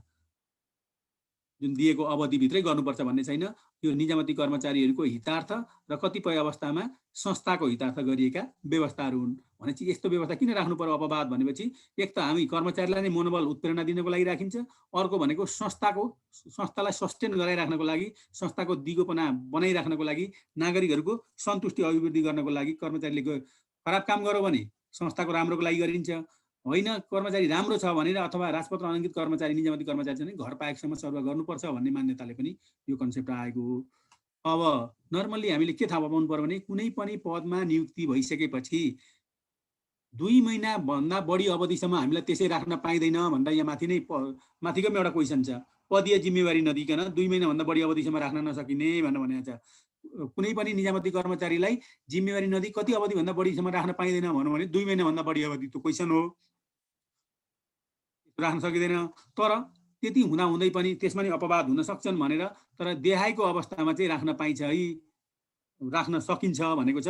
यो लामो बिदामा रहेकोमा भनेपछि यदि कुनै कर्मचारीले 1 वर्षको बिदा लिएको छ भने त अब उसलाई जिम्मेवारी 2 महिना पछाडि जिम्मेवारी दिनै पर्छ भनेर बोलाइँदैन।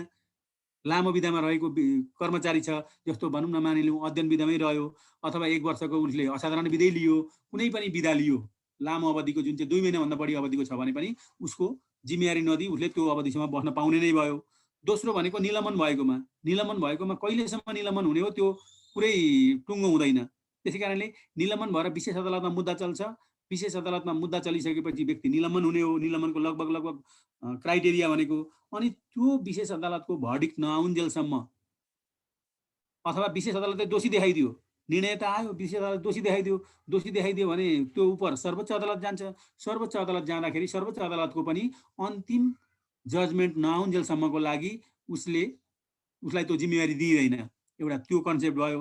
अर्को कन्सेप्ट भनेको चाहिँ अघि भन्यो, कुनै विशेष जिम्मेवारी दिएर कुनै व्यक्तिलाई कतै काज खटाइएको छ 1 वर्षको अवधि अथवा कति काज खटाइएको छ भने 2 महिनाभन्दा बढी अवधिको काज खटाइएको छ भने त्यस्तो अवधिकोमा पनि उसलाई त्यो पदको चाहिँ जिम्मेवारी दिँदैन। जस्तो नर्मल्ली यो चाहिँ यसलाई के बुझ्नुपर्छ भने हामी आयोजना वा के अरे अन्य योजनाहरूमा कतै चाहिँ दरबन्दी सिर्जना गरेर यहीँ निजामती कर्मचारी नै खटाउने भन्ने व्यवस्था हुन्छ। हो, त्यही निजामती कर्मचारीलाई खटाउँदाखेरिको चाहिँ कुरो गरिएको हो। यो अन्यत्र काजमा खटिएको कारण भन्न भनेको चाहिँ त्यो हो। नत्र भने काहीँ न काहीँ त उसले पदभार त लिन्छ, जिम्मेवारी त लिन्छ।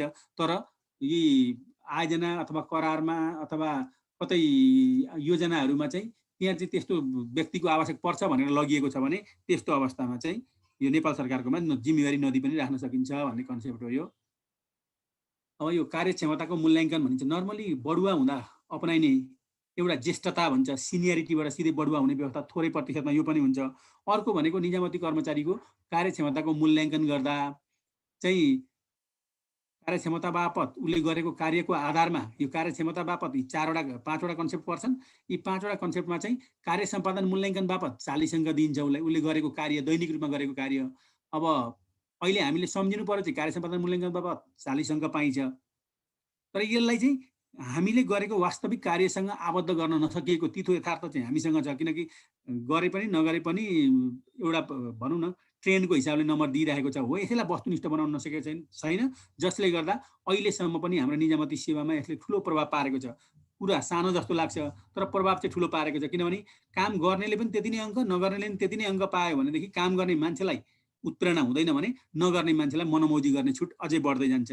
र समग्रमा त्यो चाहिँ भए हाम्रा प्र्याक्टिकल कुरा।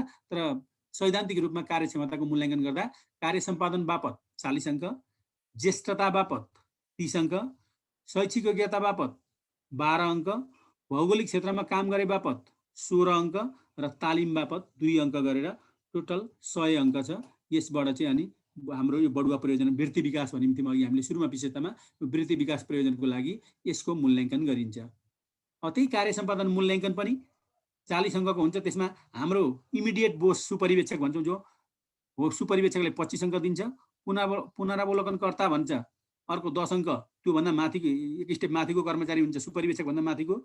अनि पुनरावलोकन समिति भन्छ सुपरिवेक्षक, पुनरावलोकनकर्ता र विभागीय प्रमुख वा राजपत्राङ्कितको हो भने सचिव लेभलको 3 जना मिलेर चाहिँ पुनरावलोकन समितिले दिन सक्ने अधिकतम 5 अङ्क छ। हो, यसरी कार्य सम्पादन मूल्याङ्कन बापत दिइने 40 अङ्कलाई पनि 3 खण्डमा विभाजन गरेर यसरी 40 अङ्कको बनाइएको छ। अब ज्येष्ठताको मूल्याङ्कन भनियो अघि हामीले, पहिले कार्य सम्पादनको सक्यो।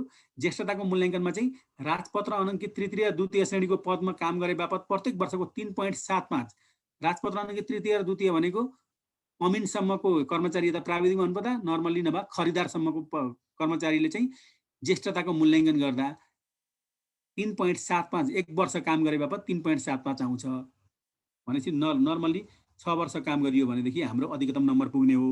अनि दोस्रो भनेको चाहिँ राजपत्र अनङ्कित प्रथम श्रेणीको भनेपछि नायब सुब्बा वा सोसरको पद, यता हामीले सर्वेक्षक भन्यौँ, सोसरको पदमा काम गरे बापत प्रत्येक वर्षको 3 अङ्क पाइन्छ त्यो चाहिँ ज्येष्ठताको गणना गर्नलाई। त्यसै गरी उपसचिव लेभलसम्मको काम गर्नको लागि चाहिँ 2.5 अङ्क पाउँछ 1 वर्षको।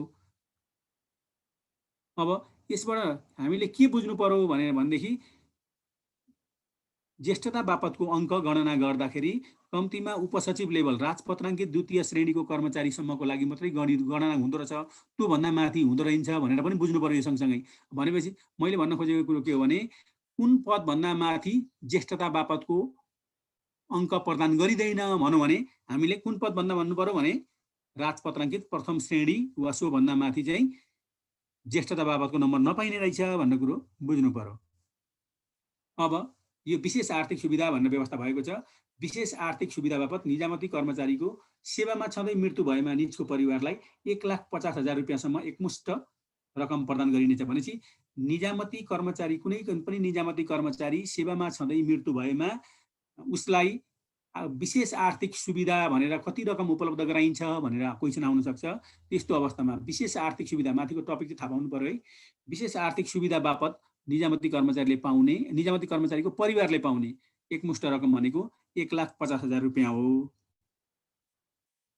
अब अध्ययन, तालिम वा अध्ययन भ्रमण पुरा गरेपछि सेवा गर्नुपर्ने अवधि भन्यो।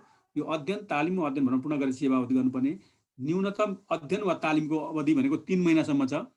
3 महिना यदि हामीले कुनै पनि अध्ययन वा तालिम भ्रमण गयौँ भने हामीले त्यो अध्ययन वा तालिम सम्पन्न गरेर आइसकेपछि कम्तीमा 1 वर्ष यो निजामती सेवामा सेवा गर्नै पर्छ। त्यो बाध्यता। हामीले 3 महिना तालिम नि म उतै अन्यत्र कतै राम्रो अवसर पाएर म हिँड्छु भनेर मैले भन्न पाउँदिनँ। मैले 3 महिनासम्म यदि नेपाल सरकारको तर्फबाट अध्ययन तालिम वा अध्ययन भ्रमणमा कतै गएँ भने मैले 1 वर्षसम्म यहाँ आएर कुनै पनि निजामती कर्मचारीले सेवा गर्नुपर्छ। सेवा गरेन भने त्यो अवधिसम्म, त्यो अवधिमा उसको लागि खर्च भएको रकम हिसाब गरेर नेपाल सरकारले सरकारी बाँकी सर असुल गर्न सक्छ। त्यसै कारणले 3 देखि 6 महिनासम्म यदि कुनै कर्मचारी त्यस्तो प्रयोजनको लागि बाहिर गएको छ भने उसले यहाँ फर्केर आएपछि 1 वर्ष 6 महिना अथवा 1.5 वर्ष नेपाल सरकार अथवा निजामती सेवामा सेवा गर्नुपर्छ। त्यसरी नै क्रमशः क्राइटेरिया 6 महिनादेखि 9 महिनासम्म कोही गयो भने 2 वर्ष आएर सेवा गर्नुपर्छ। 9 महिनादेखि 1 वर्षसम्म 3 वर्ष, 1 वर्षदेखि 2 वर्षसम्म 4 वर्ष, यसरी 4 वर्षदेखि 5 वर्षसम्म यदि कुनै निजामती कर्मचारी बाहिर गएको छ भने 8 वर्ष उसले यहाँ आएर सेवा गर्नै पर्छ। अनि छोड्नु पर्ने छ भने त्यो पछाडि मात्रै छोड्नुपर्छ। होइन पहिले छोडेर त्योभन्दा राम्रो विकल्पमा कतै जान्छु म भनेर यदि भन्छ भने नेपाल सरकारले जुनसुकै बेला पनि उसको लागि भएको खर्च चाहिँ सरकारी बाँकी सर असुल गर्छ। अब यहाँबाट अब हामीले 2-4वटा क्वेसन त त्यसै यहाँ भएका क्वेसन त त्यसै पनि क्वेसन भइगए। कुनै पनि निजामती कर्मचारी अध्ययन तालिम अध्ययन भ्रमणको लागि फलानु यति वर्षसम्म चाहिँ गयो भने कति वर्ष सेवा अवधि गर्नुपर्छ न्यूनतम भनौँ भने यी क्वेसन त 8वटाको त त्यसै पनि क्वेसन भइगए। तर यीदेखि बाहेकका क्वेसन पनि के हुन सक्छन् त भन्दाखेरि अध्ययन तालिम वा अध्ययन भ्रमणको अवधि अधिकतम कति हुन्छ भनेर सोध्यो भने पनि 5 वर्षसम्म भने अब हामीलाई त्यही भएर निजामती सेवामा पछाडि हामीले वस्तुगत क्वेसनमा निजामती कुनै पनि निजामती कर्मचारीले बढीमा कतिसम्म अध्ययन अवधि पाउँछ, अध्ययन विधा पाउँछ भनौँ भने यही क्राइटेरियाले ठ्याक्कै त्यसलाई समाउँछ। 4 देखि 5 भनेपछि बढीमा 5 वर्षसम्म कुनै पनि निजामती कर्मचारीले अध्ययन विधा पाउने भयो। तर बढीमा 5 हो, यो बढीमा चाहिँ 5। तर नर्मली अध्ययन विधा लिनको लागि कुनै पनि निजामती कर्मचारी सिलेबसको आधारमा पाउने हो विधा। त्यहाँ सेलेक्ट हुनैको लागि चाहिँ 3 महिनासम्म चाहिँ स्थायी सेवा गरेको हुनु पर्यो। यदि आफ्नो खर्चमा जान्छु भनेको छ भने अहिले हाम्रो अध्ययन विधामा नि आइहाल्छ त्यो कुरो चाहिँ 2 वर्षमा जान पायो। तर बढीमा चाहिँ 5 वर्षसम्म थप लिनु पर्दाखेरि चाहिँ नेपाल सरकारले, हुन त अध्ययन विधाहरू नर्मली नेपाल सरकारले नै स्वीकृत गर्ने हो, र यदि थप्नु पर्यो भने पनि नेपाल सरकारले नै थप्ने भएकोले बढीमा चाहिँ 5 वर्षसम्म पाउने रहेछ भनेर यहीँबाट पनि हामीले थाहा पायौँ। अब निजामती सेवालाई जनमुखी बनाउन र निजामती सेवा ऐनको प्रस्तावना भएको उद्देश्यहरू चाहिँ हासिल गर्नको लागि हामी निजामती कर्मचारीले पालन गर्नै पर्ने आचरणहरूको व्यवस्था पनि यही ऐनमा राखिदिएको छ। अब समय पालना नियमित रूपमा आउनु पर्यो, समय पालन गर्नु पर्यो। समय 10 देखि 4 हो कि 10 देखि 5 हो कि समयभित्र रहनु पर्यो। यो आचरण निजामती सेवालाई बढी आचरणयुक्त र सरकारलाई प्रतिफल युक्त बनाउनको लागि चाहिँ यस्ता आचरणहरूको व्यवस्था गरिएको हुन्छ। यो आचरणको व्यवस्था भलै पालन गर्ने नगर्ने अब हाम्रो जति बढी यसरी लेखिएका कुराहरू भनौँ न, जति हामी अनुशासित हुँदै जान्छौँ, नैतिकवान र सदाचारी हुँदै जान्छौँ, त्यति हामी हाम्रो जिम्मेवारीप्रति सजग हुँदै जान्छौँ। र हामी जति बढी सजग हुँदै गयौँ त्यति हाम्रो सेवा प्रवाहमा त्यसको निखारता वा प्रभावकारिता देखिँदै जाने हो। त्यसै कारणले अब विकसित हुँदै कुनै पनि मुलुकहरू विकसित हुँदै जाँदाखेरि यी जिम्मेवारी भनेका स्वतः परिपालना गर्दै जाने हुँ।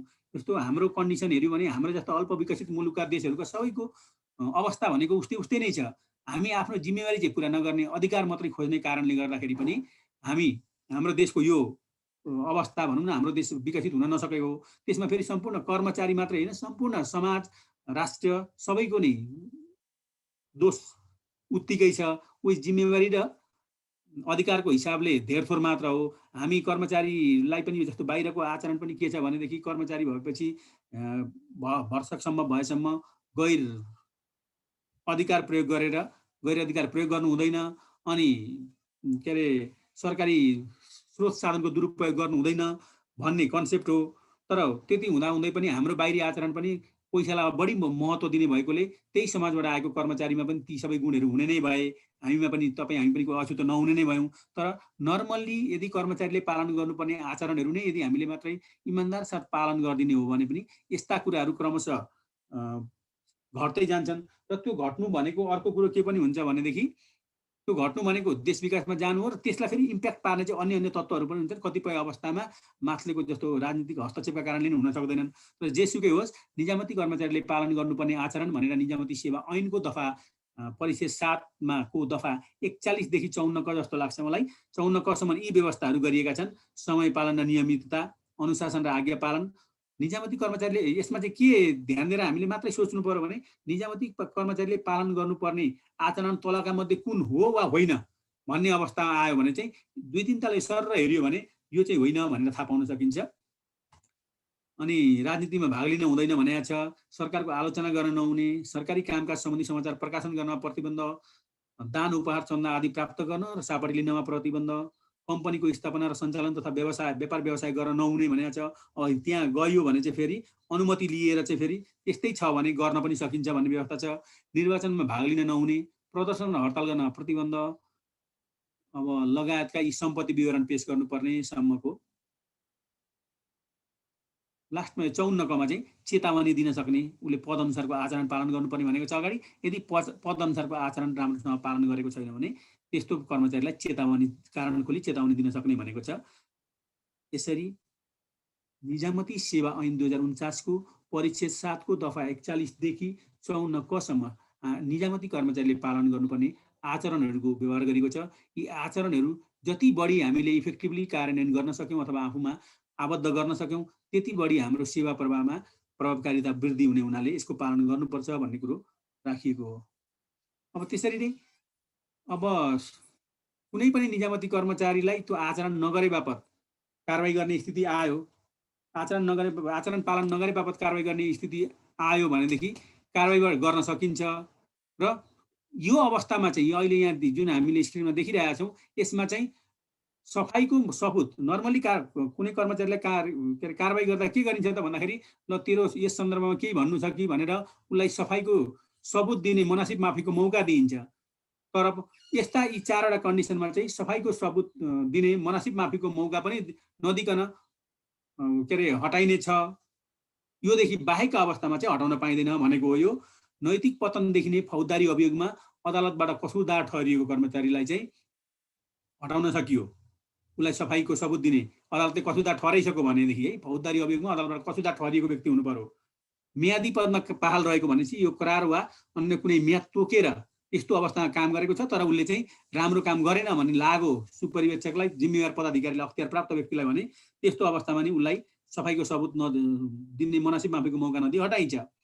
अघि कर्मचारी स्वयं भागो, उसँग सम्पर्क स्थापित गर्न सम्भव नभएको पर्याप्त आधार भएको उसले यहाँ सम्पर्क गर्न सक्थ्यो तर उसले गरेन, सम्भव हुँदै पनि गरेन भनेर उसले यदि लाग्यो अख्तियार प्राप्त व्यक्तिलाई भने त्यस्तो व्यक्तिलाई गर्न सक्यो। अनि भ्रष्टाचारको आरोपमा अदालतबाट कसुरदार ठहरिएको भनेपछि अदालतबाट कसुरदार ठहरिएको नैतिक पतन देखिने एउटा, अर्को भ्रष्टाचारको आरोपमा। भ्रष्टाचारको यहाँ बुझ्नुपर्ने कुरा के छ भने भ्रष्टाचारको आरोपमा अदालतबाट कसुरदार ठहरिएको व्यक्तिको त जागिर गयो, बर्खास्त, भविष्यमा सरकारी सेवाको निमित्त अनुपयुक्त पनि हुने भयो, त्यो पछाडि विशेष सजायमा पनि छ। र नैतिक पतन देखिने चाहिँ भनेपछि नैतिक पतन चाहिँ कस्तो हो त भनेर भन्दाखेरि यस सम्बन्धी स्पष्ट व्यवस्था छैन, यो ऐनमा लेखिएको छैन। र नैतिक पतन देखिने भनेको चाहिँ अहिले नर्मल्ली अदालतले चाहिँ नैतिक पतन देखिने नै भनेर फैसलामा ठहर्याएको छ भनेदेखि त्यसलाई नैतिक पतन मानिन्छ, होइन भने नैतिक पतन लगभग मानिने सम्भावना धेरै न्यून हुँदो रहेछ। यो उदाहरणको लागि कसैले झगडा पर्यो कोहीसँग, अब इमर्जेन्सी उसले आफ्नो बचाउको लागि हतियार प्रयोग गरेर मार्यो, व्यक्ति मार्नु नैतिकता पतन होइन। नैतिक पतन हुनलाई नर्मली यसलाई सिम्पली बुझ्नु पर्यो भने नैतिक पतन देखिने गरी फौजदारी अभियोगमा अदालतबाट कसुदा ठहरेको भन्दा अदालतको फैसला हेर्नु पर्यो। त्यहाँ त्यो अदालतको फैसलामा अदालतले जहिले पनि फैसला गर्दा तफसिल खण्डमा डिटेल उसले बोलेको कुराहरू लेखिने गरिन्छ। त्यो फैसलामा उसले के लेखेको छ, नैतिक पतन देखिने अपराध हो यो भनेर काहीँ त्यही इन्क्लुड गरेको छ भने त्यस्तो अवस्थामा चाहिँ नैतिक पतन देखियो, बोलेको हुनु पर्यो। बोलेको छैन नैतिक पतन देखिने भनेदेखि त्यो नैतिक पतन होइन। यो नैतिक पतनको चाहिँ अहिलेसम्म व्यवस्थित व्याख्या नभएको कारणले मैले यहाँ जानकारी गराएँ। नैतिक पतन भनेर फैसलामै बोलिएदेखि बाहेकका हकमा नैतिक पतन हुँदैन। अब विभागीय सजाय गर्न सकिने भनेर छ। विभागीय सजायमा हाम्रा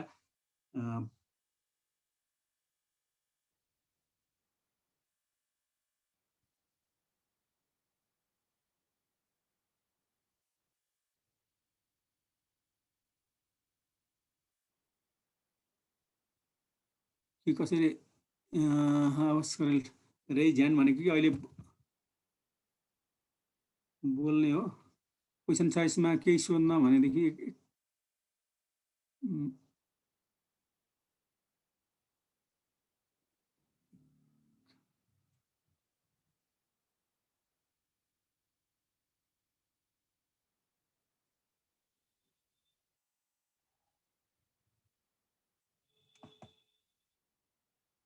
के सोध्नु हो आवासजीलाई?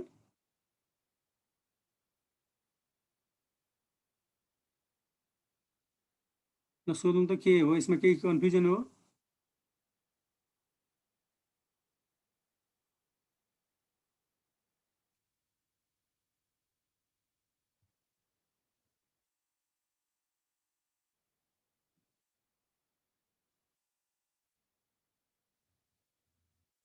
के सोध्नु आवासजी यसमा?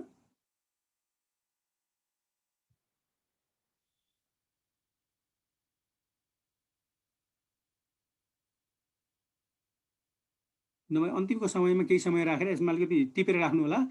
हामी 8 बजेदेखि अलिकति छलफल गरौँ। अब 10-15 मिनट यहाँ जाउँ यसमा, त्यस पछाडि छलफल गरौँला है त।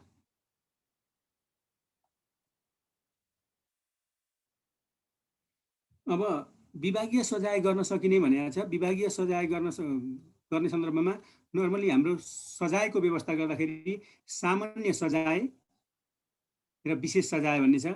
सामान्य सजायमा 3वटा कन्डिसन छन् र विशेष सजायमा 2वटा कन्डिसन छन्। सामान्य सजायमा पहिलो भनेको नसिहत दिने, दोस्रो भनेको 2 वर्षसम्म बढुवा रोका गर्ने वा बढीमा 2 तलब वृद्धि रोका गर्ने, र तेस्रो भनेको 2 वर्षदेखि 5 वर्षसम्म बढुवा रोका गर्ने वा 2 देखि 5 तलब वृद्धिसम्म रोका गर्ने। यो भनेको चाहिँ जस्तो कुनै पनि निजामती कर्मचारी बढुवाको लागि योग्य भइसकेको छ भनेदेखि उसले चाहिँ यो सामान्य सजाय अन्तर्गत उसलाई कारबाही गर्नु पर्यो, सजाय दिनु पर्यो भनेदेखि सम्बन्धित अख्तियारवालाले जसले नियुक्ति गर्न सक्छ उसैले उसको बर्खास्त पनि गर्न सक्ने अधिकार हुन्छ। त्यसैले राजपत्र अनङ्कितसम्मको सजाय गर्न सक्ने अधिकार विभागीय प्रमुखलाई हुन्छ भने राजपत्राङ्कित कर्मचारीको सरुवा गर्ने नियुक्ति वा बर्खास्त गर्ने अधिकार सम्बन्धित मन्त्रालयको सचिवलाई हुन्छ। र 2 वर्षसम्म बढुवा रोका गर्ने वा बढीमा 2 तलब वृद्धि रोका गर्ने, तर कुनै पनि कार्यालय प्रमुखमा नियुक्त त्यो पद लेभलको नभए पनि कार्यालय प्रमुखले नर्मली आफ्ना कर्मचारीहरूलाई कारबाही गर्न सक्ने अधिकार भन्ने व्यवस्था गरिएको छ। र 2 वर्षसम्म बढुवा रोका गर्ने वा बढीमा 2 तलब वृद्धि रोका गर्ने भन्यो भने चाहिँ उसले गैर आचरण युक्त काम गरेमा र नसिहत दिनुभन्दा अझै माथि कारबाही। सबैभन्दा साधारण सजाय भनेको नसिहत दिने भनेको चेतावनी दिन सक्नेसम्म हो। त्यो नसिहत दिएको नि रेकर्ड चाहिँ राख्नुपर्छ भनिन्छ, तर नर्मली रेकर्ड राखिएको अहिले देखिँदैन, कतिलाई नसिहत दिए तापनि होइन दिएको देखिँदैन। यो चाहिँ आजीवन यसले असर पार्छ, नसिहत दिने अथवा कुनै पनि सजायले आजीवन असर पार्छ। र 2 वर्षसम्म बढुवा रोका गर्ने वा बढीमा 2 तलब वृद्धि रोका गर्ने भनेपछि अब कम्तीमा उसलाई कि त 2 वर्षसम्म उसले त्यस्तो बढुवामा पार्टिसिपेट हुन पाउँदैन, जो बढुवाको लागि योग्य भइसकेको व्यक्ति छ उसले बढुवामा सहभागी हुन पाउँदैन, एउटा कन्डिसन भयो। र अर्को भनेको चाहिँ उसलाई अब हुने 2 तलब वृद्धि भनेको नर्मली एउटा निजामती कर्मचारीले 1 वर्ष सो पदमा काम गरिसकेपछि ग्रेड भन्छ, तलब वृद्धि भनेको ग्रेड भन्छ। 1 दिनको तलब बराबरको अहिलेको चाहिँ हाम्रो आधुनिक बनाएको छ, पहिले चाहिँ निश्चित तोकिएको थियो, नाम मात्रको थियो। अहिले चाहिँ कम्तीमा कुनै पनि निजामती कर्मचारीको कति तलब छ त्यसको 1 दिनको बराबर 1 ग्रेड बढ्छ वर्षमा 1 ग्रेड। त हामीलाई सिनियरिटी हुँदै गइसकेपछि त्यो फाइदा हुँदै जाने तलब हो। त्यो 2 तलब वृद्धि चाहिँ 2 वर्षसम्म चाहिँ त्यस्तो नदिने भन्ने व्यवस्था हो, यो 2 तलब वृद्धि रोक्का गर्ने भनेको चाहिँ। र अर्को भनेको 2 वर्षदेखि 5 वर्षसम्म बढुवा रोक्का गर्ने वा 2 देखि 5 तलब वृद्धिसम्म रोक्का गर्ने भनेको पनि त्यो दोस्रो भन्दा अलिकति ठुलो सजाय हो। यसलाई चाहिँ त्यही 2 वर्ष भएको ठाउँमा 5 वर्ष बढुवा रोक्का गरियो। बढुवाको लागि सम्भाव्य उम्मेदवार भइसकेको व्यक्तिहरू बढुवामा सहभागी हुन नपाउने भन्ने कुरा बुझ्नु पर्यो हामीले, बढुवा रोक्का गर्ने भनेपछि। त्यस पछाडि अर्को 2 देखि 5 तलब वृद्धिसम्म रोक्का गर्ने भनेको चाहिँ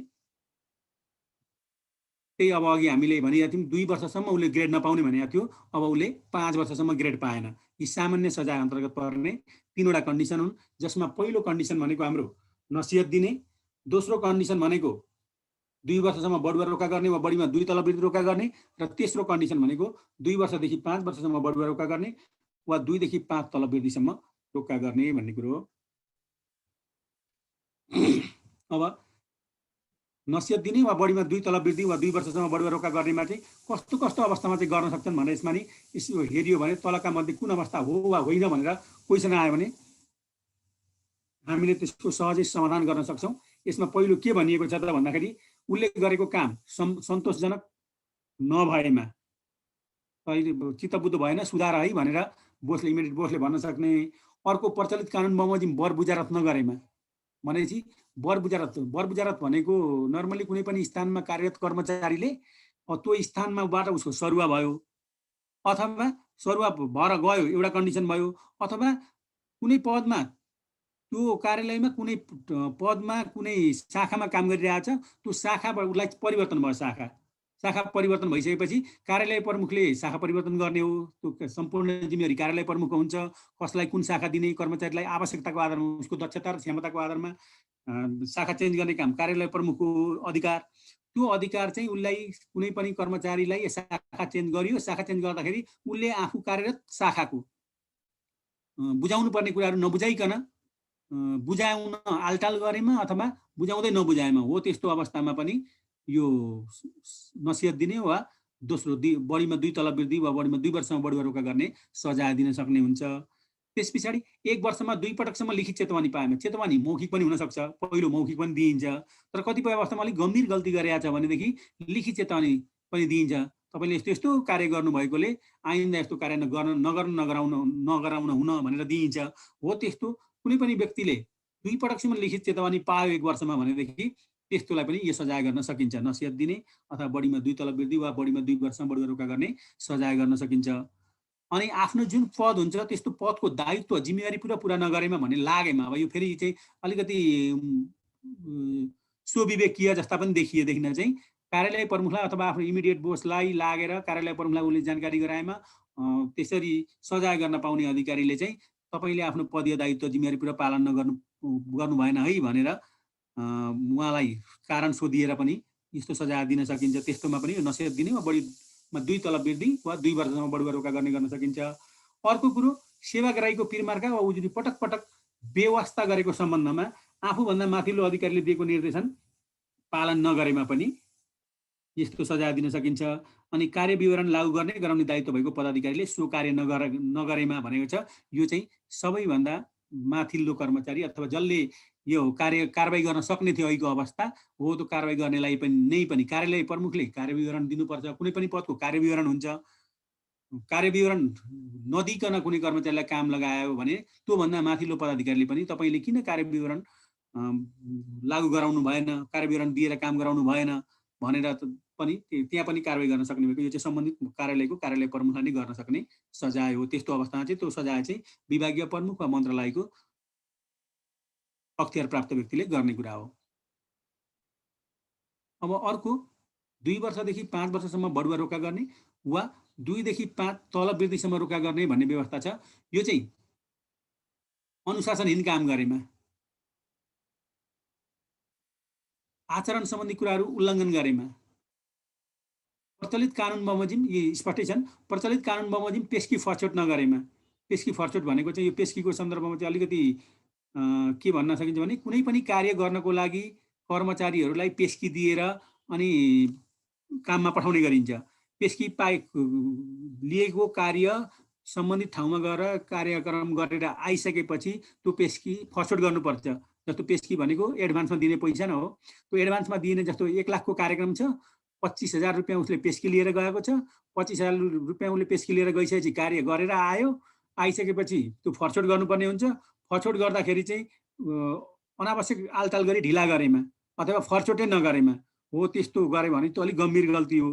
त्यस्ता गल्तीको लागि चाहिँ यस्तो सजाय दिने गरिन्छ भनेर। यो पेस्की भनेको चाहिँ कुनै कार्यालयकै काम गर्ने सन्दर्भमा कुनै पनि व्यक्तिले सम्बन्धित लेखा शाखाबाट कार्यालय प्रमुखको निर्देशनमा सम्बन्धित लेखा शाखाबाट एडभान्समा पैसा लिएर गएर काम गर्न जाने अवस्थालाई चाहिँ पेस्की हुन्छ। त्यो पेस्की चाहिँ काम सम्पन्न भएर आइसकेपछि बिलहरू पेश गरेर यसमा यति खर्च भयो भने बिलहरू पेश गरेपछि पेस्की फर्चोट गर्नुपर्छ। तर यदि त्यो फर्चोट गरेको छैन भनेदेखि त्यस्तो अवस्थामा यस्तो दिने भन्ने कुरा हो। अगाडि चाहिँ अनुशासनहीन काम गरेमा पनि दिन सक्यो, आचरण सम्बन्धी कुराहरू उल्लङ्घन गरेमा पनि दिन सकियो। अब व्यवस्थापन परीक्षणबाट देखिएका अनियमितता सम्बन्धमा दिएको निर्देशन पालन नगरेमा भनेको छ। यो व्यवस्थापन परीक्षण भनेको चाहिँ उसले आफ्नो कार्य कसरी सम्पादन गरेको छ भनेर हेर्ने एउटा निकाय हुन्छ। जस्तो उदाहरणको लागि यो व्यवस्थापन परीक्षण गर्ने कसले हो त भन्दाखेरि सङ्घीय मामिला तथा सामान्य प्रशासन, साबिक सामान्य प्रशासन मन्त्रालय, हालको सङ्घीय मामिला तथा सामान्य प्रशासन मन्त्रालयले गर्न सक्ने छ भनेको ऐनमा व्यवस्था गरिएको छ।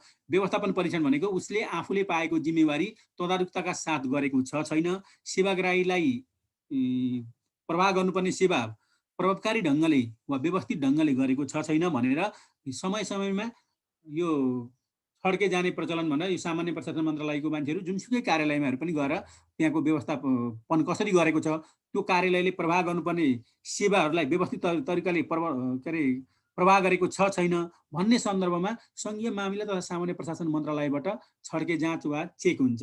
हो, त्यस्तो सन्दर्भमा कुनै पनि कर्मचारीलाई तपाईँले अलिकति यसको व्यवस्थापन राम्रो गर्नु भएन है, अथवा तपाईँको यसमा अलिअलि त्रुटि वा अनियमितता देखियो भनेर कुनै निर्देशन दिएको छ भने त्यस्तो निर्देशन फेरि पनि अवज्ञा गर्दै थप उसले त्यस्तै कार्यहरू गर्छ भने त्यस्तो सन्दर्भमा पनि उसलाई यो सजाय दिन सकिने भन्ने कुरा हो। र अर्को भनेको पूर्व स्वीकृति नलिई बराबर कार्यालयमा अनुपस्थित रहेमा। यहाँ हामीलाई अघि आचरणमा भन्यौँ, आचरणमा गरेको व्यवस्थाहरू र हामीलाई बिदा सम्बन्धी कुराहरू पनि हामी जहिले पनि बिदा स्वीकृत गराएर मात्र बिदामा बस्नुपर्छ। भलै यो फेरि अहिले ट्रेन्डमा भनेको चाहिँ कम्तीमा बिदा बसेर अनि स्वीकृत गराउने प्रचलन पनि छ, तर नियमअनुसार हामीले गर्नुपर्ने नि बिदा पहिले स्वीकृत गराएर अनि बिदा बस्नुपर्ने हो। र यसरी बिदा स्वीकृत नलिकन कुनै पनि कर्मचारी बराबर कार्यालयमा अनुपस्थित हुन्छ भने त्यस्तो कर्मचारीलाई पनि यो सजाय दिइन्छ। अब विभागीय सजाय गर्न सकिने भनेर विभागीय सजायको अघि एउटा हामीले सामान्य सजाय भन्यौँ, अर्को भनेको विशेष सजाय भन्यौँ। सामान्य सजाय अन्तर्गत हामीले 3टा कन्डिसन र 3टा कन्डिसनभित्रका व्यवस्थाहरू पढ्यौँ। अब हामी विशेष सजायमा जान्छौँ। विशेष सजायमा जाँदाखेरि 2टा कन्डिसन छन्। एउटा भविष्यमा सरकारी सेवाको निमित्त अयोग्य नठहरिने गरी सेवाबाट हटाउने र अर्को भनेको भविष्यमा सरकारी सेवाको निमित्त अयोग्य ठहरिने गरी सेवाबाट बर्खास्त गर्ने। अब सजाय दिन पाउने अख्तियार प्राप्त अधिकारीलाई के छ भनेदेखि कुनै पनि कर्मचारीलाई यहाँ मात्रै हामीले थाहा पाउनुपर्ने 2टा टर्मिनोलोजी छ। एउटा अयोग्य नठहरिने गरी सेवाबाट हटाउने, अर्को अयोग्य ठहरिने गरी सेवाबाट बर्खास्त गर्ने। भनेपछि अयोग्य ठहरिने गरी भएपछि त्यो मान्छे फेरि यहाँ पुनः परीक्षा दिएर कुनै पनि माध्यमबाट प्रवेश गर्न सक्ने भएन। तर अयोग्य नठहरिने गरी यदि उसले सजाय पाएको छ भने फेरि अर्को प्रतिस्पर्धा गरेर ऊ सेवा प्रवेश गर्न चाहिँ उसलाई त्यहाँ बाटो खुल्छ। पहिलोमा चाहिँ यसको मुख्य फरक भनेको त्यही हो। पहिलोमा ऊ फेरि अर्को परीक्षा दियो, उसँग सबै अरू योग्यताहरू कम्पिटेन्सीहरू छ भनेदेखि ऊ फेरि परीक्षा दिएर पास भएर आउन सक्ने भयो। दोस्रोमा त उसँग सबै कम्पिटेन्सी हुँदै पनि उसले अब फेरि त्यो निजामती सेवामा फर्केर आउन सक्ने अवस्था रहेन। यसलाई चाहिँ बर्खास्त गर्ने र अर्को सेवाबाट हटाउने भनेर विशेष सजाय अन्तर्गत 2टा क्लस्टरमा डिभाइड गरियो।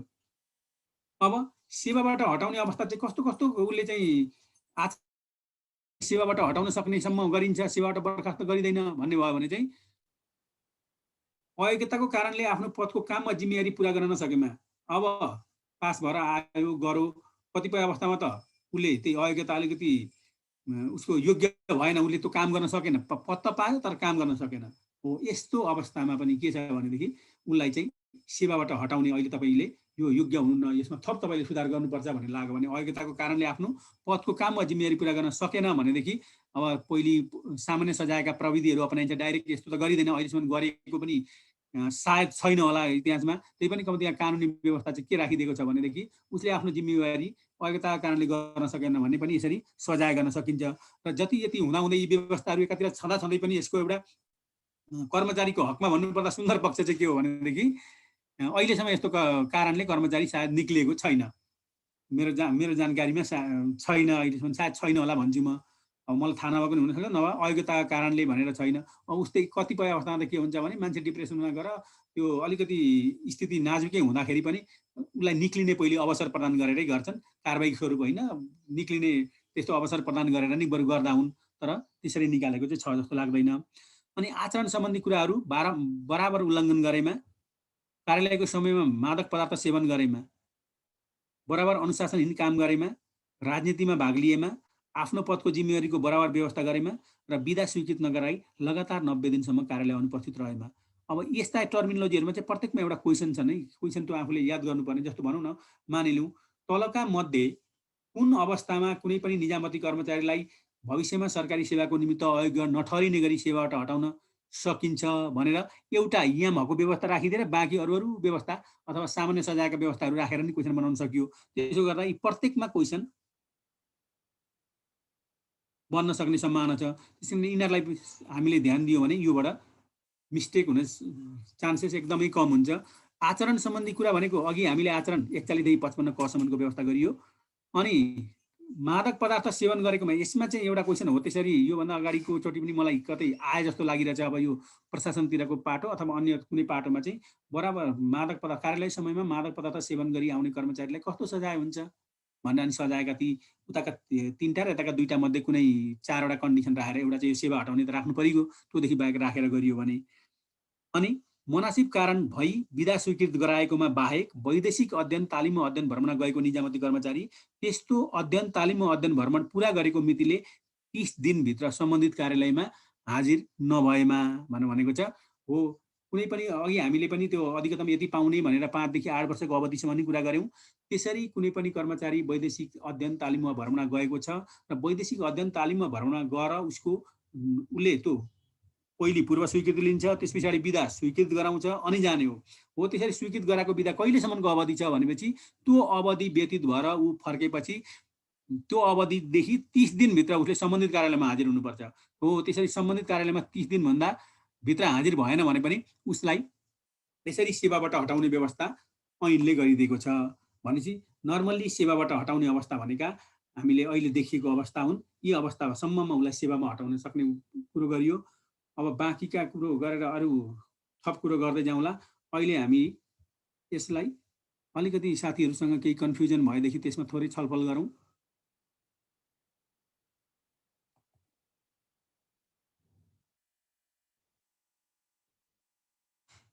यहाँ अघि साथीहरूसँग यसो भएका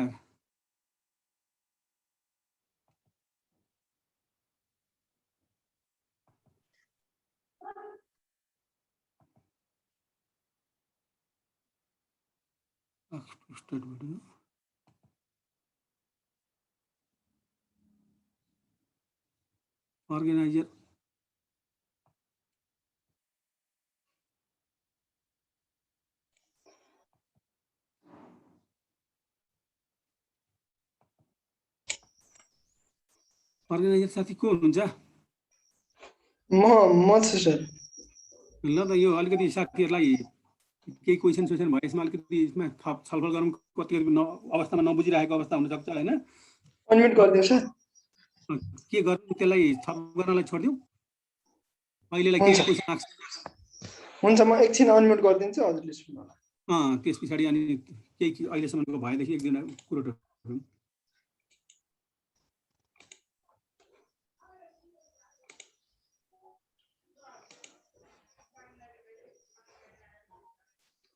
ल कसैको क्वेसन छ भने राख्नु होला है सर हजुर यो राजपत्र अङ्कित र राजपत्र अङ्कितको बिचमा फरक बुझिएन सर राजपत्र अनङ्कित र राजपत्र अङ्कित भनेको त्यो भनेको के हो भने नि सर त्यो अङ्कहरू नि छ नि सर अङ्क यतिका दरले भने त्यो नि एकचोटि बुझाइदिनु न सर म नि त्यसमा कन्फ्युज भएँ त्यो राजपत्र अनङ्कित र राजपत्र अङ्कितको है सर ल ल ल अरू केही छ भने पहिले क्वेसन टिप्छु अनि म तपाईँहरूको दिन्छु भन्नु त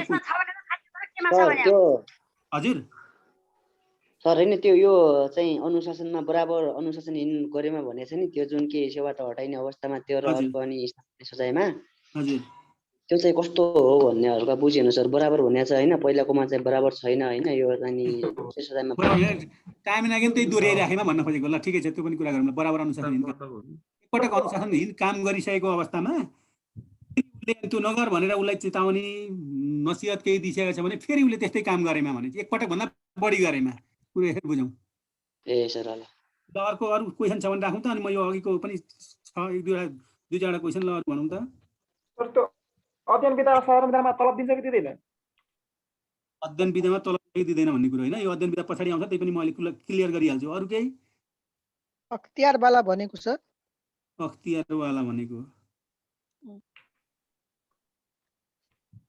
अरू छन् केही कि भयो अहिले ल अहिले यसबाट पहिलोबाट म अहिले जान चाहेँ पहिलो भनेको राजपत्राङ्कित हामीलाई राखिएको अहिलेको सवाल भनेको पहिलो राजपत्राङ्कित र राजपत्र अनङ्कित भनेको के हो भनेर भनिएको छ नर्मली हाम्रो राजपत्राङ्कित र राजपत्र अनङ्कित गरेर भागमा विभाजन गरेको छ हाम्रा पदहरूलाई निजामती सेवाका पदहरूलाई है त्यसमा राजपत्राङ्कित र राजपत्र अनङ्कितलाई सिम्पल रूपमा बुझ्न खोज्दाखेरि सुब्बा लेभल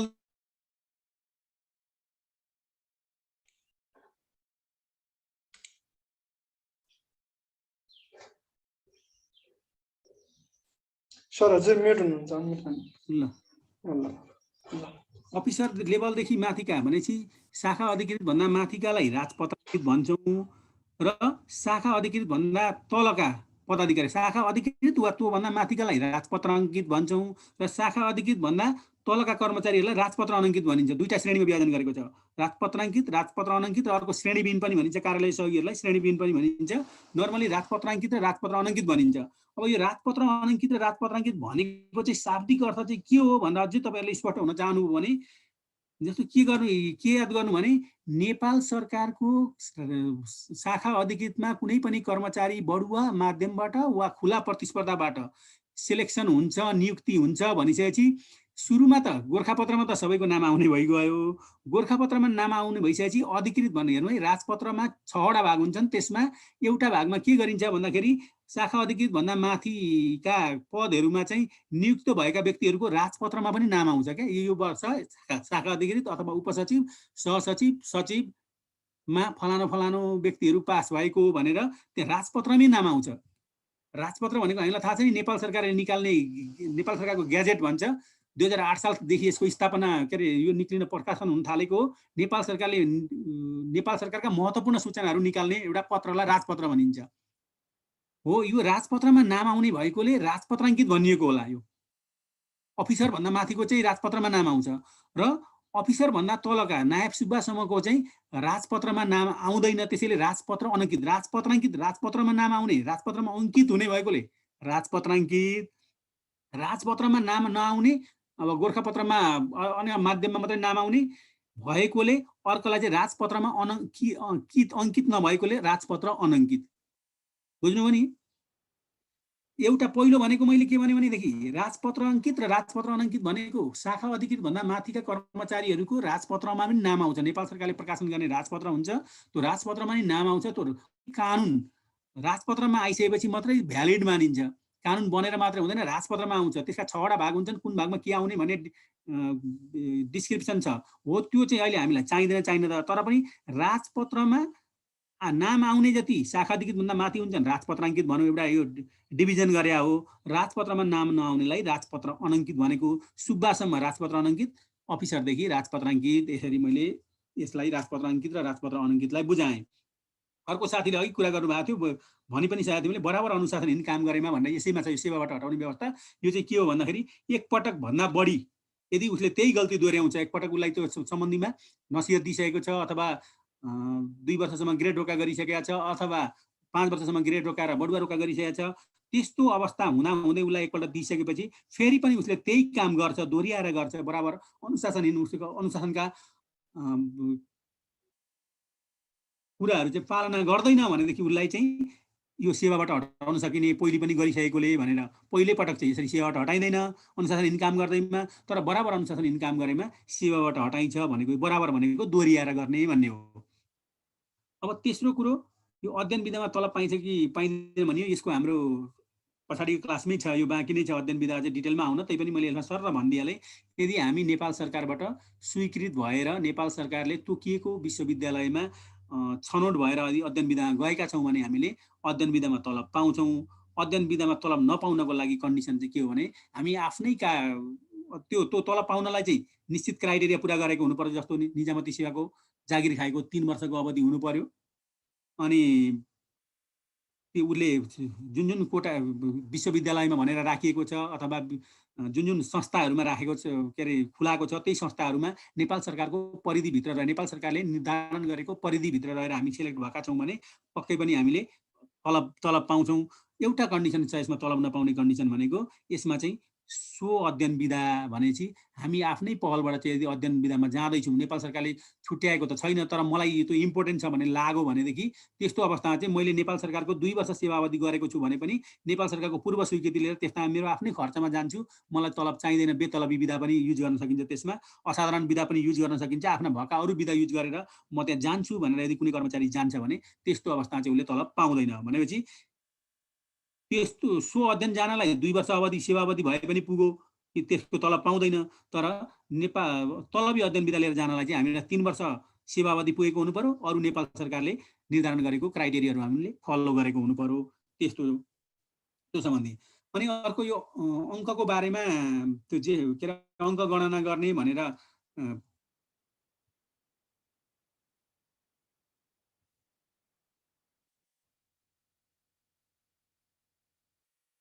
के तलमाथि भएन त सेयरिङमा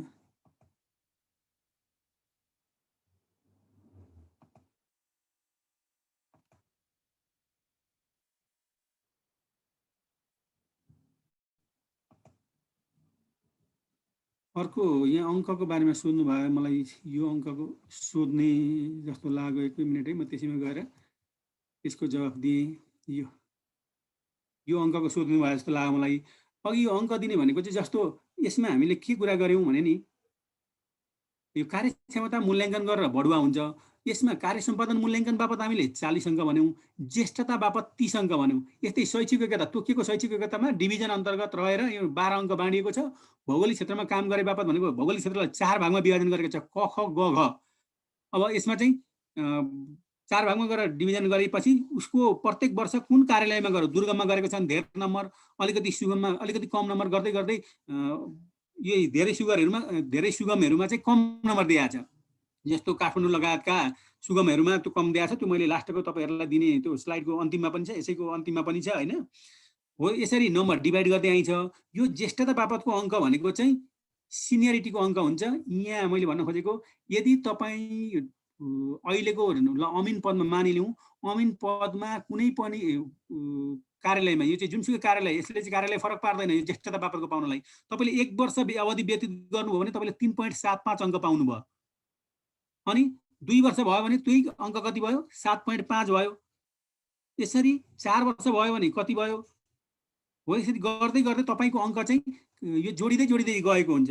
यो अङ्क कहाँ काम लाग्छ भनेपछि पछाडि तपाईँको बढुवा हुने बेलामा यहाँ ज्येष्ठता बापत हामीलाई 30 अङ्क चाहिएको छ, अप्टिमम म्याक्सिमम 30 अङ्क छ।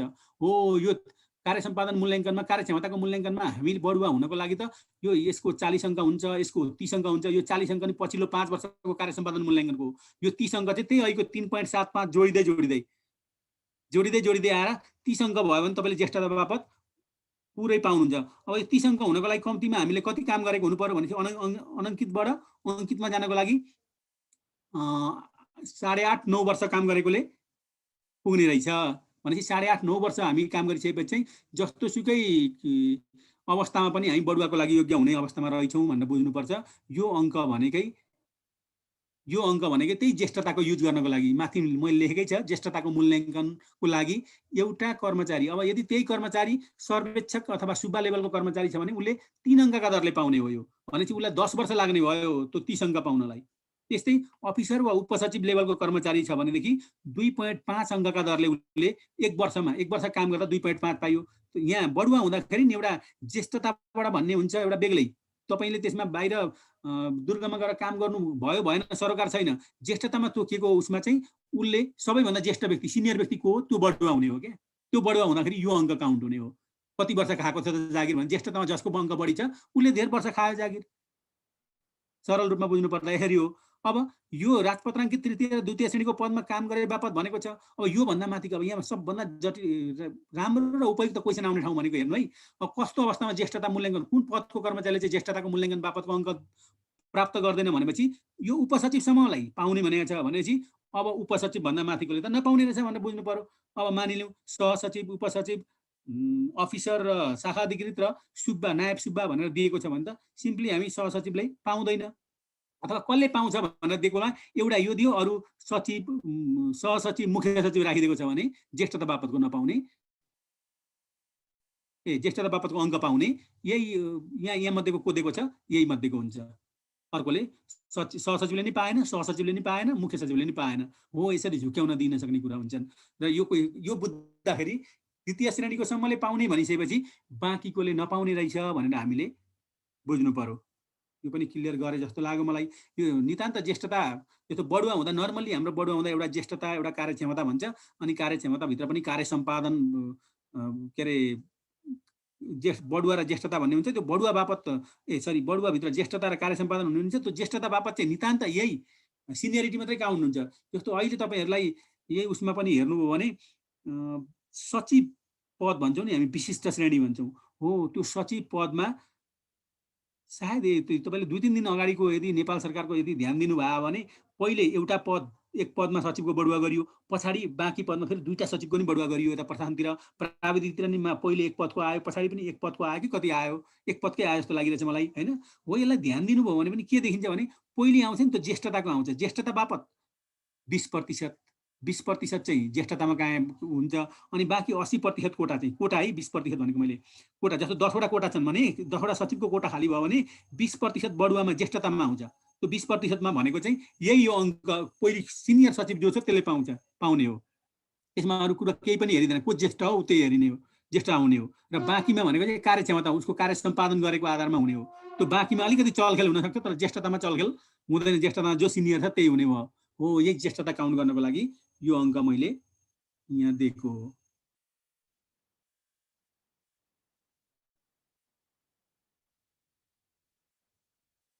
यो अब यसको बारेमा यति कुरा गरियो।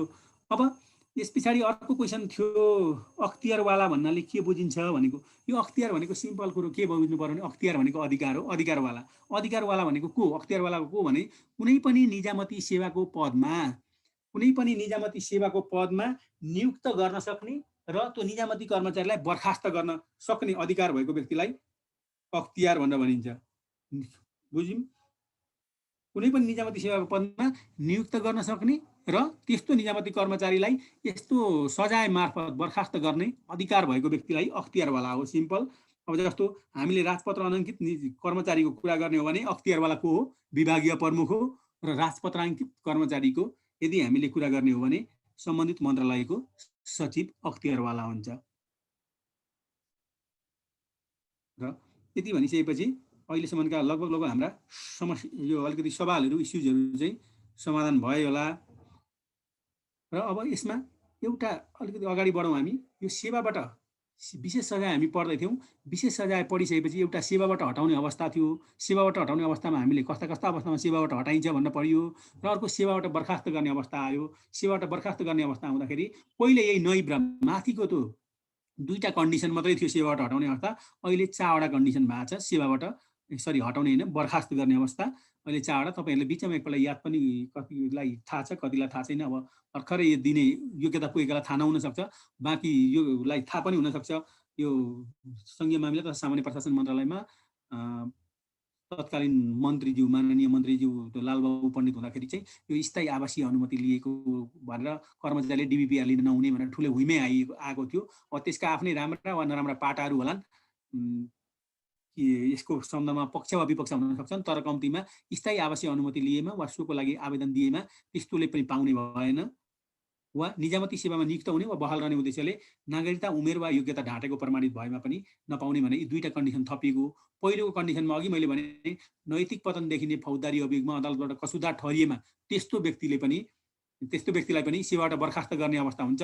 भलै यो सम्भावना एकदमै न्यून छ। अघि मैले चर्चा गरेँ माथि अघिल्लो कन्डिसनमा पनि थियो यो नैतिक पतन देखिने। कस्तालाई चाहिँ नैतिक पतन देखिने थियो त? अब बहुविवाह गरेकोलाई देखिन्छ कि अथवा कुनै यौन हिंसाजन्य कार्य गरेकोलाई देखिन्छ कि भन्दाखेरि अस्ति लगभग 6 महिना जति होला सर्वोच्च अदालतबाट एउटा फैसला आएको थियो। त्यस्तै तल्लो तहको यो चाहिँ सेक्युरिटी सम्बन्धी थियो। तल्लो तहको कर्मचारी र माथिल्लो तहको कर्मचारी बिच चाहिँ त्यस्तै यौनजन्य कार्य भएको अवस्थामा पनि उसको जागिर चाहिँ नैतिक पतन देखिने चाहिँ होइन यो काम भनेर उसले सर्वोच्च अदालतबाट एउटा फैसला पनि भएको छ।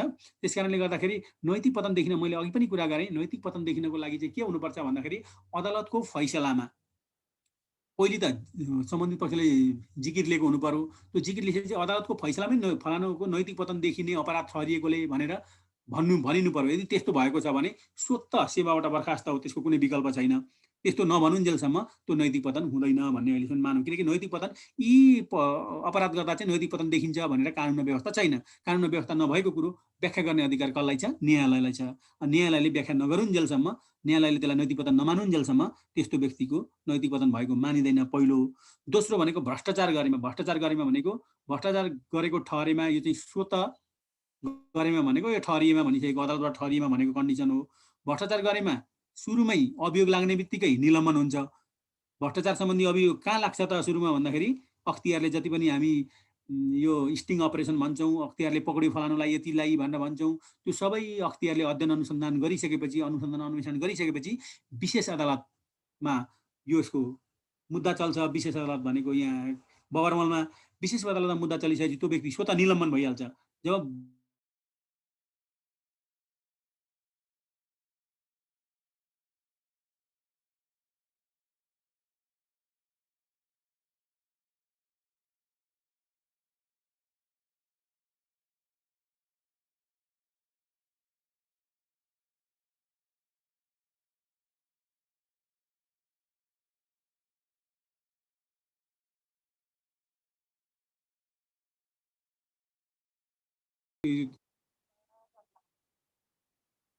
निजामती कर्मचारीलाई सेवाबाट बर्खास्त गर्ने अधिकार छ। यो चाहिँ यसका इम्प्याक्ट पछाडि आउँदै जालान्। अहिलेलाई तत्काललाई त्यसरी निजामती कर्मचारीले डिबिपिआर भर्न नपाउने, लिन त परै जाओस् भर्न समेत नपाउने भनेर यहाँ व्यवस्था गरेको कति कडा व्यवस्था गरिरहेको छ, यो देखिएको छ। अर्को भनेको हामीले यो सेवामा बहाल रहने उद्देश्यले हाम्रो नागरिकता, उमेर वा योग्यता यी कुनै कुरा ढाँटेको प्रमाणित भएमा जुनसुकै बखत यो पनि यो नयाँ राखिएको त्यो पछाडि थपिएको व्यवस्था अन्तर्गतै हो।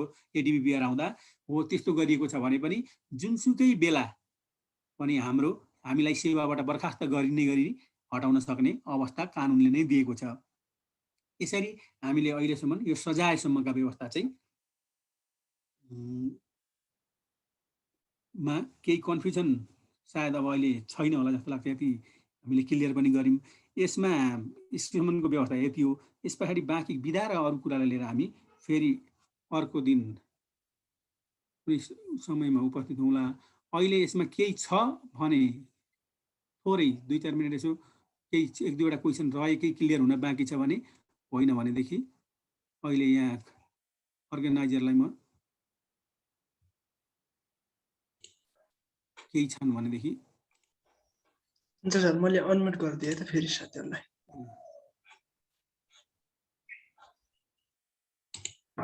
त्यो भएको सबैको जवाफ आयो कि कसैको छुट?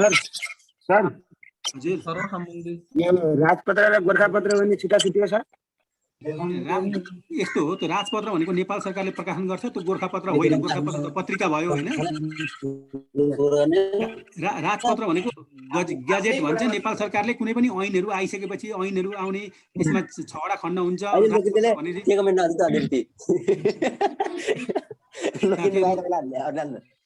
के भयो? राजपत्र भनेको किसान भएकोले मात्रै अनम्युट गर्नु न, अरूले म्युट गरेर बस्नु।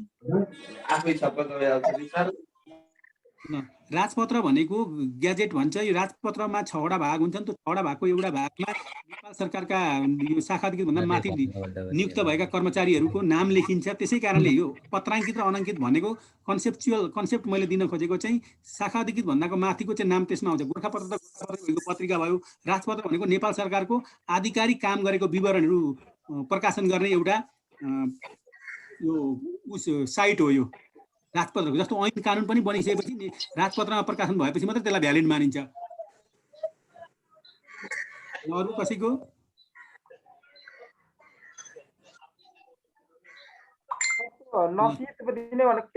श्रेणीबिन भनेको कस्तो? श्रेणीबिन भनेको जसको कुनै श्रेणी हुँदैन।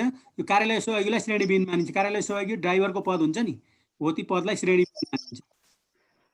हलुका सवारी चालक, सवारी चालक भनेर त्यो कार्यालय सहयोगीको पद र नर्मली हामी पिएन भन्थ्यौँ पहिले। अहिले कार्यालय सहयोगी भनेर नामाकरण नेपालीमा उल्था मात्रै गरे हो। त्यो पिएन हो, अङ्ग्रेजीमा पिइओएन पिएन भनिन्छ। त्यसलाई कार्यालय सहयोगी भनिन्छ।